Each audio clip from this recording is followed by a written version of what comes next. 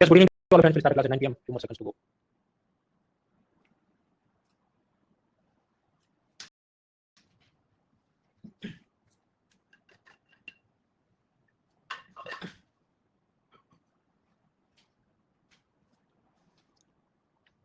All right, friends. So now it is 9 p.m. and we start this class. My first question for all of you is, can you see me? Can you hear me? क्या मुझे देख सकते हैं? सुन सकते हैं? Voting line में 2% बताइए. Palak, Kanishk, Mansi, Hemant, Vikram, Riya, Arjun, Suman, Anand and Ankita. Answer just we move forward. 2% लोग बोल रहे नहीं देख सकते तो अपने कीबोर्ड पर कंट्रोलर या कंट्रोल शिफ्ट प्रेस करिए. क्रोम ब्राउज़र यूज करो, डिसेबल करो, इनकॉग्निटो मोड में लॉगिन करो, पॉपुलेट वर्क. क्लास में जो भी डाउट है ओपन से लिख दो. क्लास खत्म होने के बाद गूगल फॉर्म से पूछिए जिसका लिंक चैट बॉक्स के अंदर फर्स्ट लिंक है और फिर वेडनेसडे एक पीडीएफ फाइल बनाकर मैं उसके जवाब अपलोड कर दूंगा. तो हम लोग देख रहे थे economy pillar 1 B2 burning issues in the banking sector, type of loans, bad loans या नॉन परफॉर्मिंग एसेट्स क्या है, सरफाइस या insolvency bankruptcy code, DICGC, bad bank, बहुत कुछ देखा था. आज 3-4 टॉपिक समझने हैं. बासेल नॉर्म्स क्या है, आरबीआई और उसका डिविडेंड क्या होता है, पंजाब नेशनल बैंक आईएलएफएस वगैरह में क्या क्राइसिस हुई थी वगैरह. पर उससे पहले अब तक जो पढ़ा था उसमें से 35 क्वेश्चन फ्रॉम 2020 प्रीलिम्स. किसी एक व्यापारिक इकाई के इंटरेस्ट कवरेज रेशियो का क्या महत्व है. What is the importance of the term interest coverage ratio of a firm in India. पहला, ये उस कंपनी का वर्तमान जोखिम दिखाता है. It helps understanding the present risk of a firm that bank is going to give loan to. दूसरा, ये उस कंपनी का भविष्य का जोखिम दिखाता है. It helps in evaluating the emerging risk of a firm that bank is going to give loan to. तीसरा, अगर ये अनुपात ज्यादा होगा तो वो कंपनी कर्जा नहीं चुका पाएगी. The higher a firms borrowing level of interest coverage ratio the worst is its ability to service its debt. फिर ओनली 1 ओनली 2 वगैरह जो भी. और आपकी voting line and timer it starts now.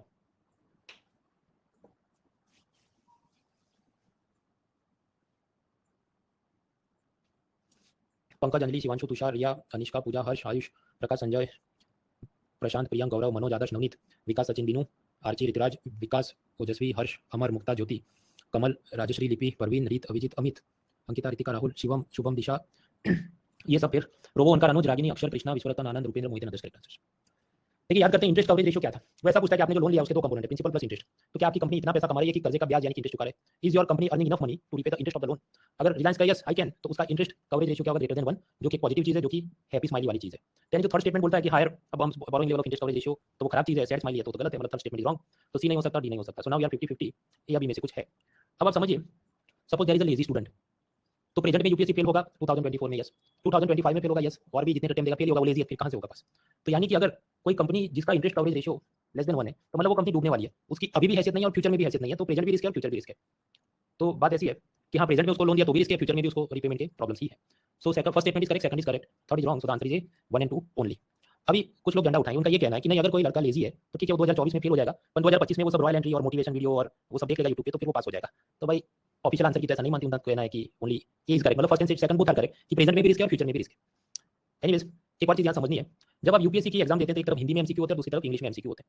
जहां तक इकोनॉमी के प्रश्न है, मेरी आपको सलाह है, try to read the English MCQ और उसमें से आप जल्दी उसको प्रोसेस कर पाएंगे. फॉर एग्जांपल, ये जो स्टेटमेंट था कि higher forms level of interest coverage ratio, मतलब आप दिल में कुछ तो लगा, ठीक है, 0 है, 1 है, 2 है, worst is service the debt. मतलब ऊपर गया तो सैड स्माइली है, बट वो तो गलत है. तो मतलब you can process this information. इसका जब ये हिंदी करते हैं, मतलब ये ऑफिशियल हिंदी है यूपीएससी के क्वेश्चन पेपर से. उधार लेने वाली फर्म का ब्याज व्याप्ति अनुपात जितना अधिक होगा, उसकी ऋण समाशोधन क्षमता उतनी खराब होगी. अब पहले तो इसको दिमाग में उतारने में कि ये कहां ऊपर से नीचे की बात करें, नीचे से क्या. So it will slow down your speed. तो साइंस के और इकोनॉमी के क्वेश्चन अगर हो सके तो इंग्लिश में सॉल्व करो, तो आपका जल्दी एक्यूरेटली और फास्ट जवाब आ जाएगा. क्या दूसरा प्रश्न 2011 प्रीलिम से, टीजर लोन को चिंता की नजर से क्यों देखा जाता है. Why the offering of a teaser loan by commercial banks is a cause of economic concern. पहला, क्योंकि कर्जदार पैसा वापस नहीं करने का जोखिम बढ़ता है.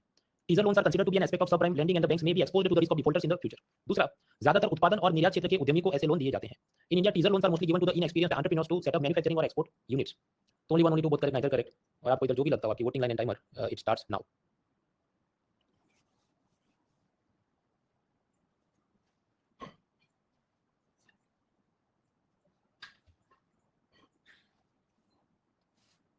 ऋतुराज, तुषार, अदिति, गरिमा, वैभव, अमित, प्रकृति, पलक, दीपशिखा, प्रिया, हिमांशु, आयुष, अंकिता, बिनू, अभिजीत, अनुभव, कोमल, प्रियंका, रीत, सचिन, मुक्ता, प्रशांत, मनोज, हर्ष, नवनीत, रोहन, दीक्षा, अंकिता, अमृतपाल, ओजस्वी, रोबो, ओंकार, विश्वरतन, अनुज, रागिनी, आनंद, अक्षर, कृष्णा, योगेश, मोहित. Correct answer. देखिए, टीजर लोन क्या था कि सपोज आपको लॉलीपॉप दिया जाए कि फर्स्ट 5 इयर्स के लिए आपका इंटरेस्ट होगा सिर्फ 5%, फिर अचानक बढ़ के 15 हो जाएगा. तो ऐसे जो लोन्स होते हैं जिसमें इनिशियली इंटरेस्ट बहुत कम होता है, फिर अचानक बढ़ा दिया जाता है, उसको टीजर लोन कहते हैं. ऐसे लोन कौन लेगा. दो टाइप के लोग, कि जो बहुत ही ज्यादा डेस्परेट हैं, या फिर किसी को लगता है कि मेरी सैलरी इंक्रीज हो जाएगी, मैं इसको रिपे कर पाऊंगा. या तीसरा भी हो सकता है कि जो इंस्टाग्राम और यूट्यूब पे सब यूट्यूबर के टर्शन वाले वीडियो की देखो 6 महीने में नई ऑडी कार ले लिया, मैं दूसरी ले रहा हूं, उसकी देखा देखी उसको भी वो सब जनवे करने. और ऐसे तो स्वाभाविक है, जो लोन लेंगे उनके रिस्क ऑफ डिफॉल्ट ज्यादा रहते हैं. So first statement is correct. What about second statement कि भारत में टीजर लोन इनएक्सपीरियंस्ड एंटरप्रेन्योर यानी कि बिजनेसमैन को दिए जाते हैं. अब लॉजिक लगा भाई, बिजनेसमैन चाहे कितना इनएक्सपीरियंस हो, वो ऐसे लोन तो लेना उसकी चांसेस कम है. ज्यादातर टीजर लोन दिए जाते हैं कंज्यूमर, मतलब ये सब mobile, iPhone, home loan, car loan, personal loan, मतलब आपको वेडिंग में जाना है, अच्छा मुझे तो प्री वेडिंग फोटोग्राफी करना है, मालदीव में जाके हनीमून करना है, ऐसी जो पब्लिक होती है उन सबको इसमें लॉलीपॉप दिया जाता है. Because they are more likely to convert. Bank manager के पॉइंट ऑफ व्यू से सोचो, वो आपको स्पैम कॉल लगाता है तो वो भी सोच के लगाएगा कि भाई इसके कन्वर्जन के, सेल कन्वर्जन के क्या चांस है. तो बिजनेसमैन तो लेने से रहा, ऐसे जो लोग होते हैं प्राइवेट पर्सनल कंज्यूमर्स, वो ज्यादा लेंगे. तो सेकंड स्टेटमेंट क्या बोल रहा है कि these are mostly given to businessman and exporters, तो वो गलत है. ज्यादातर वो कंज्यूमर्स के लिए होते हैं. So second is wrong, first is correct. So the answer is only 1 is correct. क्या हम लोग जो पढ़े थे उसमें हैंडआउट में पेज 147 पे छोटा टॉपिक वो मिस हो गया। बात ऐसी थी, सपोज वो चीज़ में फ्राइडे जो एक टॉपिक रह गया और फिर मैंने सोचा मैं सैटरडे उसको पढ़ा दूंगा, पर स्लाइड वो कट मार के डालनी रहेगी। बट डिड नॉट वरी, छोटा सा टॉपिक इसको भी खत्म करते हैं। बात कुछ ऐसी है, कोरोना में 6 मंथ के लिए आरबीआई ने इंस्टॉलमेंट की नहीं भरो तो चलेगा। RBI give a temporary relief that for 6 month you don't have to pay your instalments. वो क्या मुद्दा है वो समझते हैं। सपोज आपने एक लोन लिया जिसमें आपको 12,000 रुपये रिटर्न करना है प्रिंसिपल, और उस पे 10% सपोज सिंपल इंटरेस्ट है, उस हिसाब से 1200 रुपीस इंटरेस्ट आपको रिटर्न करना है। और बैंक ने कहा कि इंस्टॉलमेंट में करना, तो हर महीने आपको सपोज 1000 प्रिंसिपल और 100 इंटरेस्ट पे करना है। ऐसा जनवरी से लेके दिसंबर आपको इक्वेटेड मंथली इंस्टॉलमेंट यानी ईएमआई बनने, और करते करते आप समझो 12 मंथ है तो कुल मिला के 12,000 का प्रिंसिपल है और 1200 रुपये का इंटरेस्ट है। रियल लाइफ में ईएमआई मतलब इक्वेटेड मंथली इंस्टॉलमेंट की फॉर्मूला इससे कॉम्प्लेक्स है। वो ऐसा सिंपल इंटरेस्ट नहीं होता, वो कंपाउंड इंटरेस्ट होता है, चक्रवृद्धि ब्याज मतलब ब्याज पे ब्याज चढ़ता है। पर यहाँ पर हम चीज़ों को कॉम्प्लेक्स नहीं करेंगे, तो सिंपल समझते हैं। अच्छा, 1000 रुपये प्रिंसिपल 100 रुपये इंटरेस्ट, ऐसा 12 मंथ के लिए आपको भरना है। बाकी रियल लाइफ में ईएमआई की फॉर्मूला जटिल होती है, पर हम उसको पढ़ने नहीं बैठेंगे। अब बात ऐसी है कि एवरी मंथ आप भर रहे थे 1000 रुपये प्रिंसिपल 100 रुपये इंटरेस्ट, लेकिन फिर आ गया 2020 में कोरोना। अब कोरोना में बहुत सारे लोगों की जॉब चली गई, घर में किसी की मृत्यु हो गई, and then they had difficulties. तो आरबीआई ने कहा कि मार्च 2020 से अप्रैल मई जून जुलाई अगस्त मतलब 6 महीने तक if you can pay well and good, भर सकते हो तो भरो। इफ यू कैन नॉट पे इंस्टॉलमेंट देन डोंट वरी, मत भरो। मैं आपको एक मॉरेटोरियम देता हूं। मैं मॉरेटोरियम मतलब रोक या मुक्ति, टेम्पररी तुमको छोड़ दिया फॉर 6 मंथ्स कि तुम मत भरना इसको। If you can not pay then don't worry, don't pay. So for 6 months during corona RBI ने माफ कर दिया कि तुम टेम्पररी आप मत भरना, कोई चिंता नहीं। अब आप समझो इसे, जो भी कस्टमर है जिसपे काफी बोझ था, he will have some breathing room, सांस ले पाएगा बेचारा। और एक और फायदा है, आप जानते हैं सिविल स्कोर या क्रेडिट रेटिंग के जो स्कोर होते हैं उसमें वरना नेगेटिव में चला जाता है अगर आप टाइम पे लोन नहीं चुका है। पर आरबीआई ने कुछ छोड़ दिया तो मतलब even if you do not पे, तो आपका वो क्रेडिट स्कोर जो है वो खराब नहीं होगा, तो फ्यूचर में नेक्स्ट लोन लेने जाएंगे आपको उसमें परेशानी नहीं होगी, जल्दी पास हो जाएगा। पर आप समझिए ये जो है उस चीज को कहते हैं moratorium. Moratorium means temporary relief, permanent relief नहीं है। कर्ज माफी नहीं दी है। ये जो 6 मंथ थे मार्च टू अगस्त 2020 मतलब 6000 आपको प्रिंसिपल तो बाद में भरना है, और जो 6 मंथ 100 रुपये बोल के 600 रुपये इंटरेस्ट था तो वो भी बाद में भरना है। अस्थायी राहत है, कायमी कर्जा माफ नहीं है। It is a temporary relief, eventually you have to repay this money. अब आप सोचिए आपने ये 6 मंथ तक अगर ईएमआई नहीं भरा, 6000 आपका प्रिंसिपल अनपेड है, 600 आपका इंटरेस्ट अनपेड है, यानी 6600 आपका अनपेड है। तो फिर बैंकर क्या करेगा, आप सोचो वो क्या करेगा, बाकी जो 3-4 महीने बचे हैं उसमें वो आपका इंस्टॉलमेंट की साइज बढ़ा देगा कि अब तुम हर महीने 2500 प्रिंसिपल भरो, 250 रुपये इंटरेस्ट भरो। ये एक बात हो सकती है। या फिर कि वो टेन्योर बढ़ा देगा कि आपका दिसंबर में इंस्टॉलमेंट खत्म होने वाले थे, नहीं अभी तुम और 6 महीने और भरो। तो यस, दिस इज लाइकली। अब यहाँ पर बात ऐसी है कि हम लोग क्या सोच रहे हैं कि 6 मंथ हमने इंटरेस्ट नहीं भरा 100 रुपये, यानी हमारा इंटरेस्ट कितना अनपेड है 600 रुपये। But in reality it will be मोर, क्योंकि असल जिंदगी में ईएमआई जब आप पे नहीं करते तो इंटरेस्ट पे इंटरेस्ट चढ़ता है, कंपाउंड इंटरेस्ट रेट। तो असल जिंदगी में ऐसा हो सकता है 600 नहीं आएगा, ये जवाब आ गया 800 रुपये। इट इज टू आरबीआई ने बोला नहीं भरो तो चलेगा, पर नहीं भरो उसका इंटरप्रिटेशन ये भी है कि फिर बाकी के महीने में वो जब काउंट होगा इधर 250 फिर उसके ऊपर चलेगा, then it will be more. तब समझिए 600 की जगह 800 इंटरेस्ट होगा, तो यानी आप पे कितना बढ़ना है 200 रुपीज। तो गवर्नमेंट ने कहा कि ये हम पे कर देंगे। उस चीज को बोला गया कोविड एक्स ग्राशिया, मतलब ऐसा जो दयादान में कोई मदद कर दे कंपाउंड इंटरेस्ट रेट्स की, उसको हम पढ़ेंगे नहीं। मैंने वो सब डिलीट कर दिया हैंडआउट से, क्योंकि 2024 में मुझे वो काम की चीज लगती नहीं। फिर भी किसी को बहुत टाइम है कि नहीं मुझे तो पढ़ना है, तो पोस्ट कोरोना बैच नंबर 6 में जाके पढ़ लेना, बट मुझे वो काम का नहीं लगता, विल नॉट वेस्ट टाइम। जो जानने लायक 2 लाइन थी मैंने आपको बता दी कि 6 मंथ के लिए आरबीआई ने टेम्पररी माफ किया था। Anyways now we move to the core important topic and that is Basel norms. Basel norm कोई बड़ी हवा नहीं है, पर कुछ फंडामेंटल कंसेप्ट क्लियर होने चाहिए। तो हम लोग समझेंगे बासेल क्या है, डीसी क्या है, बैंकों का रिकैपिटलाइजेशन क्यों करना पड़े, ये सब समझना है। सबसे पहले समझते हैं बासेल किधर है। तो स्विट्जरलैंड, उसके बाजू में देश ऑस्ट्रिया, उसके अंदर सिटी वियना। वो फेमस है 2 चीज के लिए, एक तो एटॉमिक एनर्जी का बॉडी उधर है, और दूसरा ओपेक ग्रुप, मतलब ये क्रूड ऑयल बनाने वाले अलग अलग जो देश है मिडिल ईस्ट और से लेके सब उनका ग्रुप है। थोड़ा हम साउथ में चलें तो स्विट्जरलैंड में डावोस, डावोस में सब रिसोर्ट है, वहां पर वर्ल्ड इकोनॉमिक फोरम की एनुअल समिट होती है जिसको हम कहते हैं डावोस समिट। अब उधर से थोड़ा चले वेस्ट साइड में जिनीवा, तो जिनीवा में बहुत सारे ऑर्गेनाइजेशन है, world economic forum, world trade organisation, world health organisation, world का इंटेलेक्चुअल प्रॉपर्टी का ऑर्गेनाइजेशन, इंटरनेशनल लेबर ऑर्गेनाइजेशन, ये सब लोग उधर है। इन सबको हम अलग अलग पिलर में बाद में पढ़ेंगे। फिर उधर से नॉर्थ में चलते हैं तो बासेल है। ये Basel city is famous for 2 things. पहला, जहरीले कचरे का सीमा पार परिवहन, एक देश से दूसरे देश में trans boundary movement of hazardous waste, और उसका यूनाइटेड नेशन का कन्वेंशन इधर हुआ, तो याद रखना। एक बार इंजीनियरिंग सर्विस एग्जाम में उन्होंने ऑप्शन में ये दिया था और ये करेक्ट। दूसरा मशहूर है ये बासेल, यहाँ पर एक बैंक फॉर इंटरनेशनल सेटलमेंट यानी कि बीआईएस, जो अलग अलग 60 कंट्रीज के सेंट्रल बैंक जैसे भारत का आरबीआई, चाइना का पीपल्स बैंक ऑफ चाइना, ये सब ने मिलकर उसको बनाया। इंटरनेशनल मनी ट्रांसफर के बड़े बड़े काम वो करता है। अब ये बैंक फॉर इंटरनेशनल सेटलमेंट, इसकी एक कमिटी है, कमिटी ऑन बैंकिंग सुपरविजन। उन्होंने कुछ नॉर्म्स बनाए जिसको हम कहते हैं Basel norms. Basel norms is what, वो बैंकिंग सिस्टम को स्टेबलाइज रखने के लिए कुछ नियम है, स्विट्जरलैंड की ऑर्गेनाइजेशन ने बनाए। अभी बासेल नॉर्म्स और कैपिटल को समझने के लिए पहले हमें शेयर और बॉन्ड क्या है, उसमें क्या फर्क है वो समझना है। सपोज रतन टाटा आपको बोले आप मेरी कंपनी के शेयर खरीदो, 500 रुपये का शेयर है और आप मुझे खरीदो, मैं आपको इसके बदले I will run this Tata company और मैं इसमें सब नैनो कार प्रोड्यूस करूंगा। तो आप उसको 500 रुपये देते हैं। फिर होगा कि सपोज 2017 में उसको बहुत अच्छा प्रॉफिट होता है, तो टाटा आपको आपके शेयर के ऊपर 50 रुपीज का डिविडेंड देगा। मतलब टाटा को प्रॉफिट हुआ 500 करोड़ का, उसमें से आपकी शेयर होल्डिंग के हिसाब से आपको जो 0.00% के नाम पे 50 दिया। नेक्स्ट टाइम उसको ज्यादा प्रॉफिट हुआ, हो सकता है आपको 73% मिले, 73 रुपये मिले, थोड़ा कम हुआ तो कम मिलेगा। कोरोना में 0 मिलेगा, कॉमन सेंस की बात है। कोरोना में लॉकडाउन था, पब्लिक ने गाड़ी नहीं खरीदी तो प्रॉफिट नहीं हुआ, तो आपको पैसा मिला। फिर अनलॉकडाउन होगा, पब्लिक थोड़ी गाड़ी खरीदेगी तो फिर आपको डिविडेंड में 40 देगा, उसको इतना प्रॉफिट हुआ। तो यानी कि शेयर इन्वेस्टमेंट में आपने उसको पैसे दिए सपोज 500, पर आपकी जो इनकम है वो फिक्स्ड नहीं है, it depends on the performance of the company. तो ये होता है शेयर इन्वेस्टमेंट, या जिसको हम कहते हैं इक्विटी इन्वेस्टमेंट। आप एक प्रकार से कंपनी के पार्टनर हो गए, तो कंपनी का प्रॉफिट है तो आपको मजा है, कंपनी का लॉस है तो आपको दुख है। So that is share. दूसरा होता है बॉन्ड या डिबेंचर।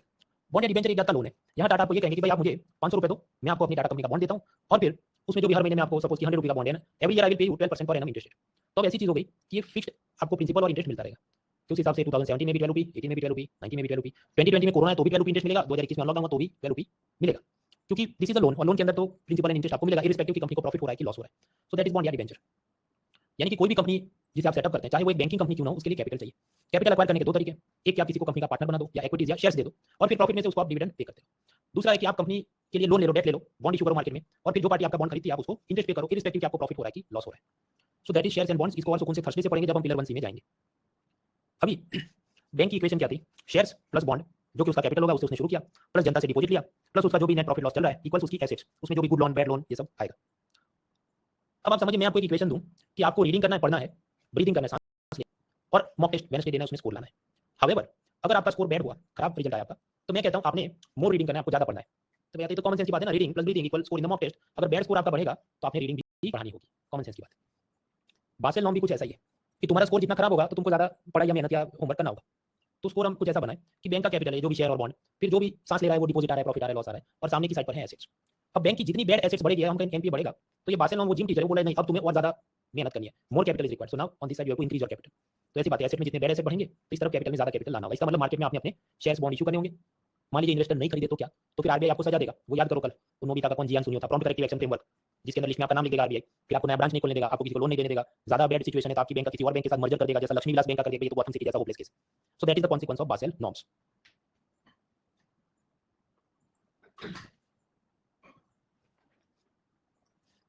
अब इसको थोड़ा और आराम से समझते हैं। देखिए कुल मिलाकर जो भी है वो असल में तो एक स्लाइड जितना ही मामला है। कहना ये चाहता है कि बैंक का जो भी कैपिटल है, शेयर कैपिटल, बॉन्ड कैपिटल, और इक्वेशन के दूसरी साइड पे उसकी सब एसेट्स हैं, CRR, SLR, bad loan, good loan, सब कुछ। बासेल नॉर्म्स ये कहते हैं कि बैंकों ने अपने कैपिटल के प्रोपोर्शन में, अपने रिस्क वेट एसेट्स यानी इस तरफ के प्रोपोर्शन में अपना कैपिटल मेंटेन करना होगा। अगर बैड लोन्स इंक्रीज होते हैं तो इसका मतलब उसके रिस्क वेट एसेट्स इंक्रीज होंगे, वो क्या नेक्स्ट स्लाइड में समझते हैं। और फिर उस बैंक ने ज्यादा कैपिटल इस साइड पे लाना होगा। अब जितना उसको एक्स्ट्रा कैपिटल लाना है उस प्रोसेस को हम कहते हैं रिकैपिटलाइजेशन। उसके वास्ते बैंक मार्केट में ज्यादा शेयर बॉन्ड इशू करेगा वगैरह, और भी बहुत सारे टेक्निकल वर्ड्स जुड़े हैं। Capital conservation buffer, counter cyclical capital buffer, CCCB, tier 1 capital, tier 2 capital, high quality liquid asset, liquidity coverage ratio, ये सब अलग-अलग टेक्निकल वर्ड्स हैं जो हम समझने नहीं बैठेंगे। आरबीआई इस पे डेडलाइन देता है। ये डेडलाइन बैंकों के लिए अलग है, एनबीएफसी के लिए अलग है, आईफाई के लिए अलग है। तो कुल मिला के अभी हम जो 30-40 मिनट सॉल्व समझेंगे उसका जिस्ट इतना ही है, और मैक्सिमम इसकी यूटिलिटी भी इतनी है कि 1 MCQ out of something. Beyond that बहुत लैबोरेट करनी नहीं चाहिए, कितना न्यूज़ में आ जाए। अब इस स्लाइड को आराम से समझते हैं, इसको ब्रेक डाउन करते हैं।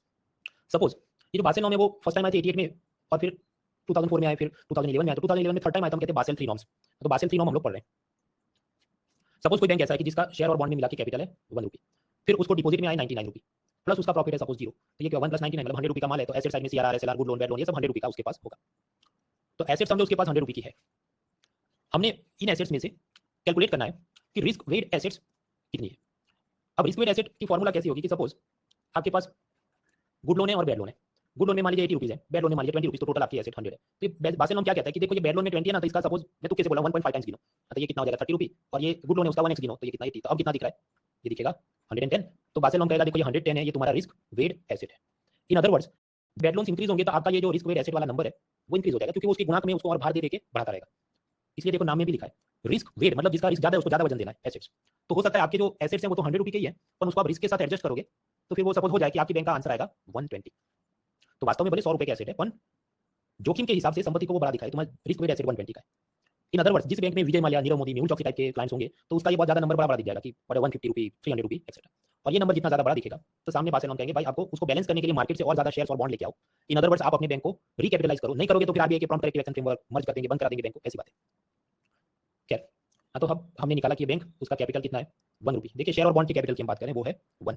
डिपॉजिट में 99 रुपया है तो बासेल नॉर्म उसको नहीं देखता है, वो देखता है शेयर बॉन्ड की बात करो।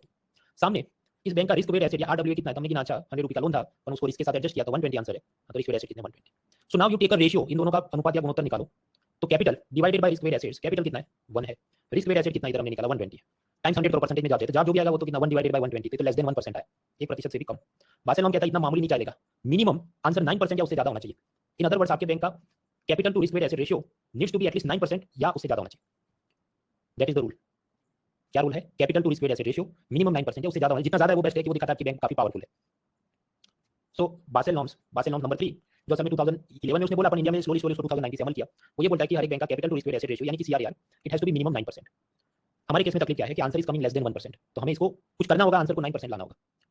अब इसमें बात क्या है कि आपको a डिवाइडेड बाय b किया और आंसर आ रहा है कि लेस देन 1% और आप चाहते हैं कि ये एटलीस्ट 9% आ जाए, तो या तो आप a को इंक्रीज करो नहीं तो b को डिक्रीज करो, दो बात हो सकती है, तभी मैथ्स के हिसाब से वो सेट होगा। समझते हैं, देखिए या तो आप कैपिटल है उसको इंक्रीज कर दो कि एक की जगह मान लीजिए 11 होता तो शायद इसका जवाब 9% हो जाता, या आप ये करो कि नीचे जो रिस्क वेट एसेट के नाम पे 120 आया उसको आप डिक्रीज कर दो, तो जितना आप जानते हैं कि a डिवाइडेड b में b जितना स्मॉल होगा उतना आंसर अच्छा आ जाएगा। पर आप लॉजिक लगाओ कि भाई can we reduce the bad loans, क्योंकि नीचे जो नंबर है रिस्क वेट एसेट वो क्या दिखाता है कि तुम्हारा बैड लोन ज्यादा है। अब माल्या भी भाग गया, विजय माल्या भाग गया, नीरव मोदी, मेहुल चोकसी सब भाग गए, तो इसको रिस्क वेट एसेट तो कम हो नहीं सकता, तो इसको तो 120 रहेगा। ये तो आपको कैपिटल को इंक्रीज करना होगा। हाँ, तब कैसे इंक्रीज करोगे कि सपोज हम उसको मैथमेटिकली सॉल्व करें कि अपने पास जो कैपिटल है, what if we had 11 rupee capital. कल्पना करो अगर 11 रुपी कैपिटल होता शेयर बॉन्ड कैपिटल, तो मैं ऊपर लिखता 11 और नीचे डिवाइड करता रिस्क वेट एसेट कितने थे 120 डिवाइडेड बाय 120 टाइम 100% में जाते हैं तो जा जाता 9%। यानी कि अगर 120 रुपीस के रिस्क वेट एसेट है तो उसके प्रोपोर्शन में मेरे पास मिनिमम कैपिटल होना चाहिए 11, only then I can comply with this 9% rule. अब तकलीफ ये है कि 11 होना चाहिए, इस बैंक के पास शेयर बॉन्ड कैपिटल कितना है, सिर्फ 1 रुपी का चाहिए, कितना 11। So the problem is this, bank has only 1 रुपी का कैपिटल एंड इट रिक्वायर्स 11 रुपी का कैपिटल, तो यानी कितना चाहिए 11 माइनस 1 यानी 10 रुपीस उसको एक्स्ट्रा चाहिए कैपिटल। इसके लिए वो मार्केट में अपने शेयर्स बॉन्ड्स इशू करेगा एक्स्ट्रा और इन्वेस्टर से वो एक्स्ट्रा 10 रुपी लेके आएगा। वो जो पूरी प्रोसेस होगी उसको हम कहेंगे recapitalisation of a bank to comply with Basel norms. नहीं किया तो फिर आप जानते हैं प्रॉम्प्ट करेक्टिव एक्शन फ्रेमवर्क में वो ताले लग जाएंगे उसको। आई गिव यू 40 सेकंड, इसको दिमाग में उतारो।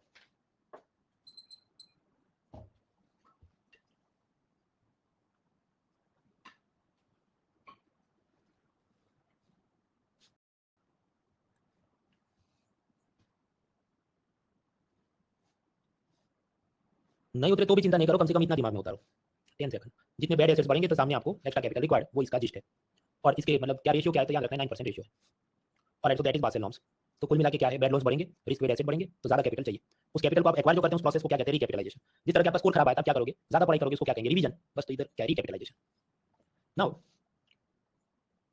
हमने सीखा कि अच्छा इसको और 10 रुपये का एक्स्ट्रा कैपिटल चाहिए, additional capital required to comply with Basel norms, और वो प्रोसेस जो है उसको हम कहते हैं रिकैपिटलाइजेशन। प्रश्न, रिकैपिटलाइजेशन नहीं किया हाँ तो क्या उखाड़ लेंगे। तो पहला अगर आरबीआई ने ये सब देखिएगा क्यों नहीं करे तुम, तो वो उसे प्रॉम्प्ट करेक्टिव एक्शन फ्रेमवर्क या पीसीए फ्रेमवर्क की जो शरारती बच्चों की प्रिंसिपल जो ब्लैक डायरी या ब्लैक लिस्ट मेंटेन करता है, आरबीआई ऐसी prompt corrective action framework maintain करता है।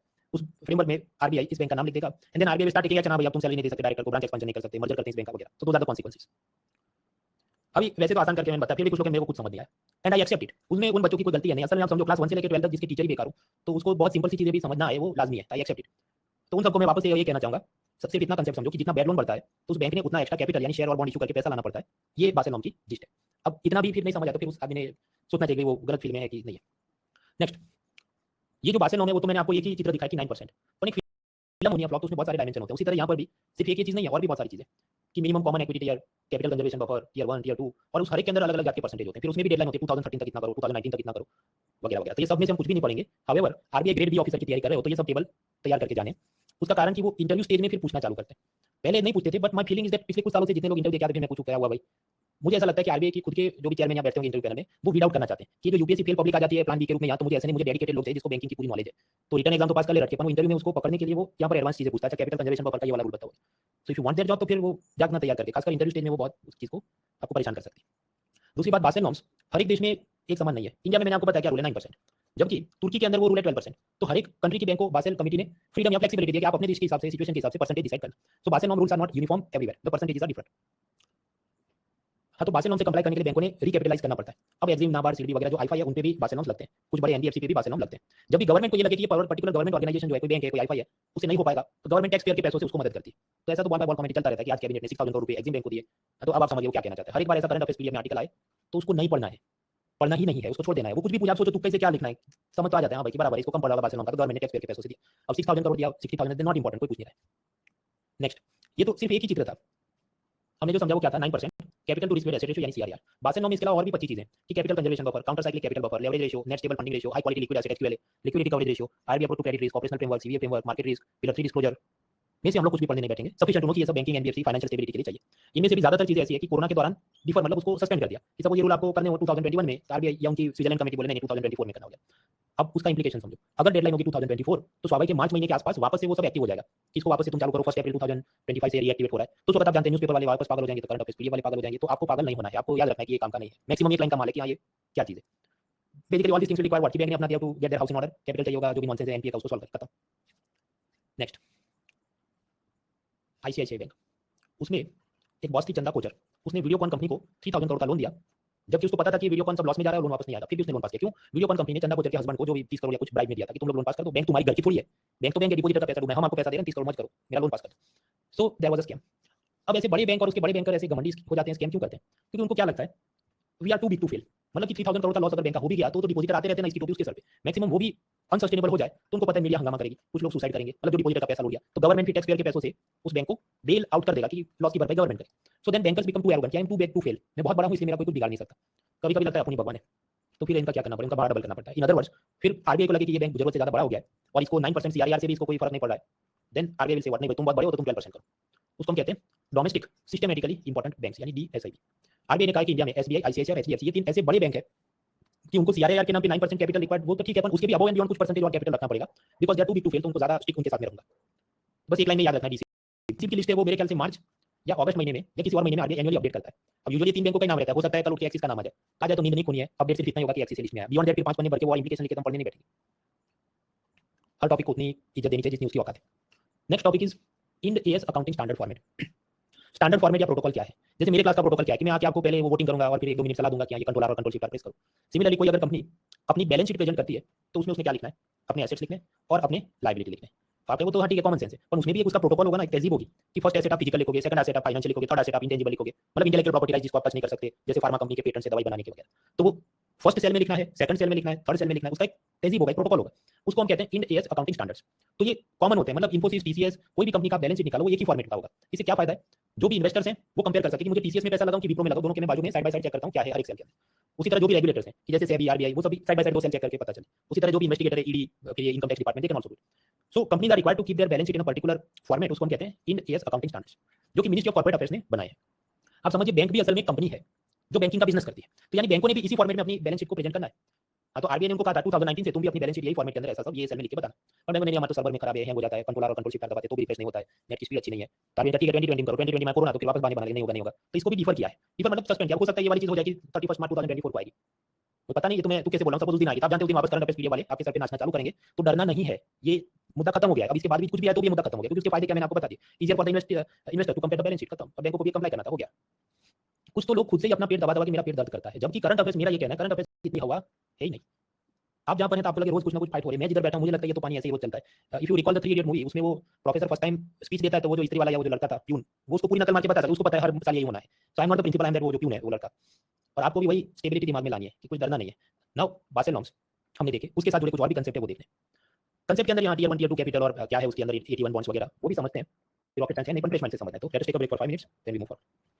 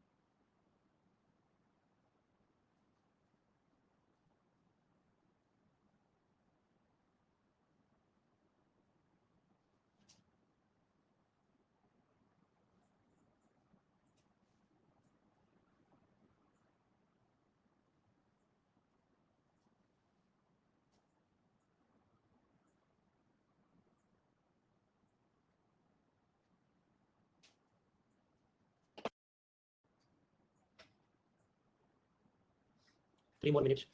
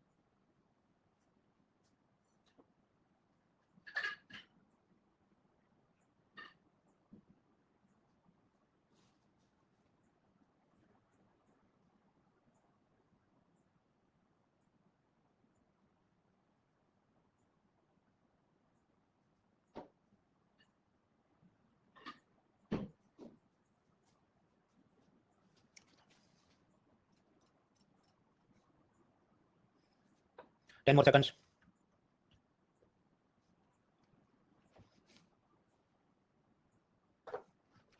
राइट फ्रेंड्स, आगे बढ़ने से पहले 10 minute voting line can see me, can hear me, देख सकते हैं, सुन सकते हैं, ट्रू फॉल्स में बताइए वोट करके। तेजस्वी, तिथि, नवनीत, बिनू, आनंद, ओंकार, सुमन, शिवेंद्र एंड अदर्स डांस रीजर्स we move forward. So burning issue in banking sector, बात नॉर्म्स हमने देखे, कल सुबह उठ के इसको एक बार हैंडआउट में देख लेना, तो ये परमानेंट मतलब हो जाए दिमाग में इम्प्रिंट। मुद्दा 2 लाइन का ये, बैड लोन बढ़ेगा तो कैपिटल बढ़ाना है, वर्ड्स क्या सीआर एआर और नंबर क्या याद रखना है, 9% दैट्स इट। तो ये ऐसी है, मतलब इसको एक या दो बार रिवाइज किया बराबर, फिर सीधा इसको महीने में देखना है जब आपकी असल एग्जाम आए। फिर बासेल नॉर्म के साथ जुड़ा एक और कांसेप्ट है 81 बॉन्ड्स, वो दो कारण से चर्चा में, एक तो यस बैंक के अंदर कांड हुआ, फिर स्विट्जरलैंड की एक बैंक है क्रेडिट सूस बैंक, उसमें भी कांड हुआ, तो समझते। मैंने आपको बताया कि कोई भी बैंक के अंदर क्या है, शेयर्स है, बॉन्ड्स है, डिपॉजिट है, प्रॉफिट लॉस है, और इक्वेशन की राइट हैंड साइड पर उसके सब एसेट्स है, गुड लोन, बैड लोन वगैरह। और हमने देखा कि बासेल नॉर्म कहते हैं कि ये जो तुम्हारा कैपिटल है उसको आपने रखना पड़ेगा। अब ये जो बासेल नॉर्म कहते हैं कि कैपिटल मेंटेन करना होगा, तो असल में वो कैपिटल को दो टाइप में क्लासिफाई करता है। तो कैपिटल असल में तो है शेयर और बॉन्ड ही, पर वो उसको क्लासिफाई कैसे करेगा, टियर 1 कैपिटल और दूसरा टियर 2 कैपिटल। टियर 1 कैपिटल को कहेगा कोर कैपिटल, और टियर 2 कैपिटल के अंदर सब आएगा बॉन्ड डिबेंचर। बॉन्ड क्या है हमने आगे देखा, फिक्स्ड इंटरेस्ट उसमें आता रहता है। दूसरा होगा हाइब्रिड इंस्ट्रूमेंट। हाइब्रिड इंस्ट्रूमेंट क्या है कि शुरुआत में सपोज बॉन्ड हो और बाद में वो शेयर बन जाए, ऐसी चीज की दोनों ही साइड की मजे आपको मिले। वो क्या है मामला, पिलर 1 सी में देखेंगे। फर्स्ट देखो क्या, तो शेयर एंड बॉन्ड का कैपिटल और टियर 2 को अभी भूल जाओ, अभी फोकस करो टियर 1 को, जिसे हम कोर कैपिटल भी कहते हैं। अभी कोर कैपिटल को वो और ज्यादा सब डिवाइड करता है कि उसमें आएगा कॉमन इक्विटी टियर 1 मतलब सीटी, जिसमें ऑर्डिनरी किस्म के शेयर होंगे, उसको भी अभी भूल जाओ। टियर 1 के अंदर एक और चीज होगी, उसको हम कहते हैं एडिशनल टियर 1 या 81। 81 में आएगा प्रेफरेंशियल शेयर्स। प्रेफरेंशियल शेयर्स क्या होते हैं पिलर 1 सी में देखेंगे। और एक चीज आएगी बॉन्ड्स, जिसको हम कहेंगे एडिशनल टियर 1 बॉन्ड्स, यानी कि 81 बॉन्ड्स। तो हमारा जो फोकस है वो इधर है, 81 bonds. I am giving you 20 seconds, पहले तो चार्ट इतना दिमाग में उतारो।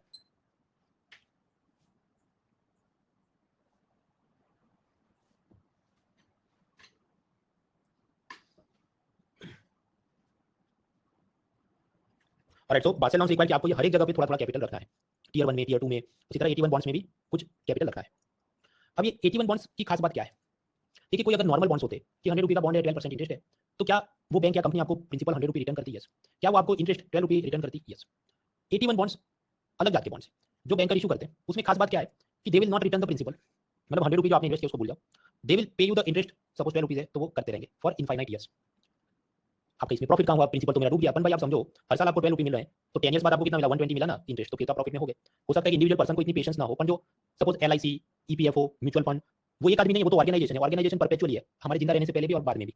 तो ऑर्गेनाइजेशन कैन हैव पेशेंस, तो LIC इसमें इन्वेस्ट करेगा क्या भाई, बराबर है, आफ्टर 99 ईयर्स आल्सो अगर रिकवरी आती है तो मैं इसमें पैसा लगाऊंगा अगर मुझे सब ठीक लग रहा है। So 81 bonds are not for normal people, they are meant for institutional investors like insurance company, pension company, mutual funds etcetera. Next, ये जो 81 बॉन्ड्स है, इसका एक और फीचर है कि अगर जो बैंक के अंदर कोई स्कैम या क्राइसिस हो गया जिसमें लॉस हो गया है, तो फिर 81 बॉन्ड्स में देखिए प्रिंसिपल तो वैसे भी नहीं मिलना था, स्कैम हो कि ना हो, प्रिंसिपल तो भूल जाओ तुम, इंटरेस्ट मिलता था। But if there is a scam, तो वो बैंक आपको इंटरेस्ट भी पे नहीं करेगी। बैंक में अगर कांड होता है तो असल में बैंक का लॉस हुआ, डिपॉजिटर का पैसा वापस करना है, कुछ उसको करना है, so then what they will do, principal तो पे नहीं करेंगे, इंटरेस्ट भी पे नहीं करेंगे। किसको? इन्वेस्टर को। क्यों? वो सारा पैसा बैंक लेके उसको जहां स्कैम सेटल करना है, डिपॉजिटर को पैसे देने वगैरह वो काम करेगा। आप कहेंगे ये तो सब अनएथिकल है। भाई आरबीआई इसको अलाउ करता है, बासेल नॉर्म इसको अलाउ करता है। ये जो बॉन्ड्स है उसके टर्म्स एंड कंडीशन में साफ साफ लिखा होता है कि अगर बैंक इज रनिंग नॉर्मली तो principal not return, interest return for infinite years. However if there is a scam तो प्रिंसिपल भी नॉट रिटर्न एंड इंटरेस्ट भी नॉट रिटर्न, क्योंकि ये इंटरेस्ट को लॉस कवर करने के लिए हम यूज कर लेंगे। अब जो कांड हुआ वो कैसे हुआ कि यस बैंक के अंदर कुछ स्कैम हुआ, उसका जो मालिक था राणा कपूर, उसने सब ऐसे लोगों को लोन दिया जो वापस नहीं करते और भाग जाते हैं कुछ, और फिर उस लॉस को कवर अप करने के लिए उसने ये 81 बॉन्ड होल्डर्स को ना प्रिंसिपल रिटर्न किया ना इंटरेस्ट रिटर्न किया कि तुम सब जाओ। आपके अपन वो तो टर्म्स एंड कंडीशन में था ना, तो असल में तो कुछ अनएथिकल है नहीं। बट द पॉइंट इज ये जो 81 बॉन्ड होल्डर्स थे उनको पता ही नहीं था कि हम 81 बॉन्ड होल्डर्स हैं। उनको इसने कि तो नॉर्मली बॉन्ड है तुम ले लो, या तुम्हारा ये तो मतलब म्यूचुअल फंड टाइप का है, सब मिल जाएगा वापस। दे वर नॉट प्रॉपर्ली इन्फॉर्म्ड, और ऐसे उनको मतलब असल में हुआ ये कि बैंक के जो डिपॉजिटर्स थे तो मैनेजर ने उनको चुना लगा दिया कि तुम इधर साइन करो, और उसने साइन किया, उसने छोटा छोटा लिखा होगा कि तुम्हारा इतना पैसा 81 बॉन्ड में और नहीं मिलेगा। So there is some issue with that. अब ये सब इन्वेस्टर कोर्ट में गए and then ball by ball comment is going on, इसलिए ये न्यूज़ में रहता है। So that is 81 bond. Again I give you 20 second, दिमाग में उतार लो, खाली टेबल याद रखना और बहुत दिमाग नहीं खर्च करना।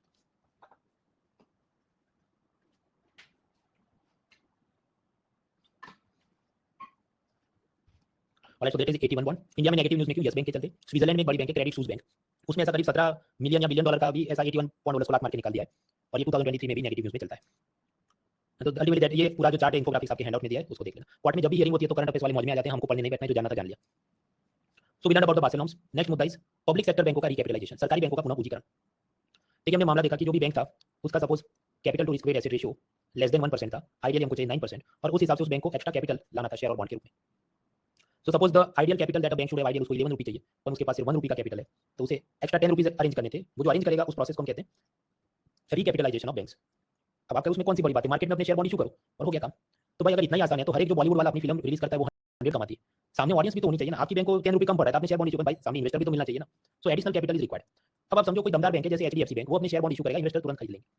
पर अगर कोई विजया बैंक, देना बैंक, ये लोग अपने इशू करेंगे तो स्वाभाविक investor will not be attracted. तो तकलीफ ये होती है कि जब ये छोटे छोटे बैंक जैसे विजया बैंक, देना बैंक, वो अपने एडिशनल शेयर्स मार्केट में इशू करते हैं कि हमें पैसा चाहिए, तो इन्वेस्टर मना कर देंगे, भाई हम क्यों करें, हम नहीं करें, we will not buy your new shares because we don't think you are going to make profit, we don't think you are going to pay us any dividend, so no we are not idiots, we will not purchase your companies, your banking companies new shares. तो यहाँ तो मतलब उनका पत्ता cut गया। ठीक है, तो फिर वो लोग कहें मतलब विजया बैंक, देना बैंक, ठीक है हम मार्केट में अपने बॉन्ड इशू करते हैं, आपको शेयर नहीं खरीदना कोई नहीं, हम बॉन्ड इशू करते हैं।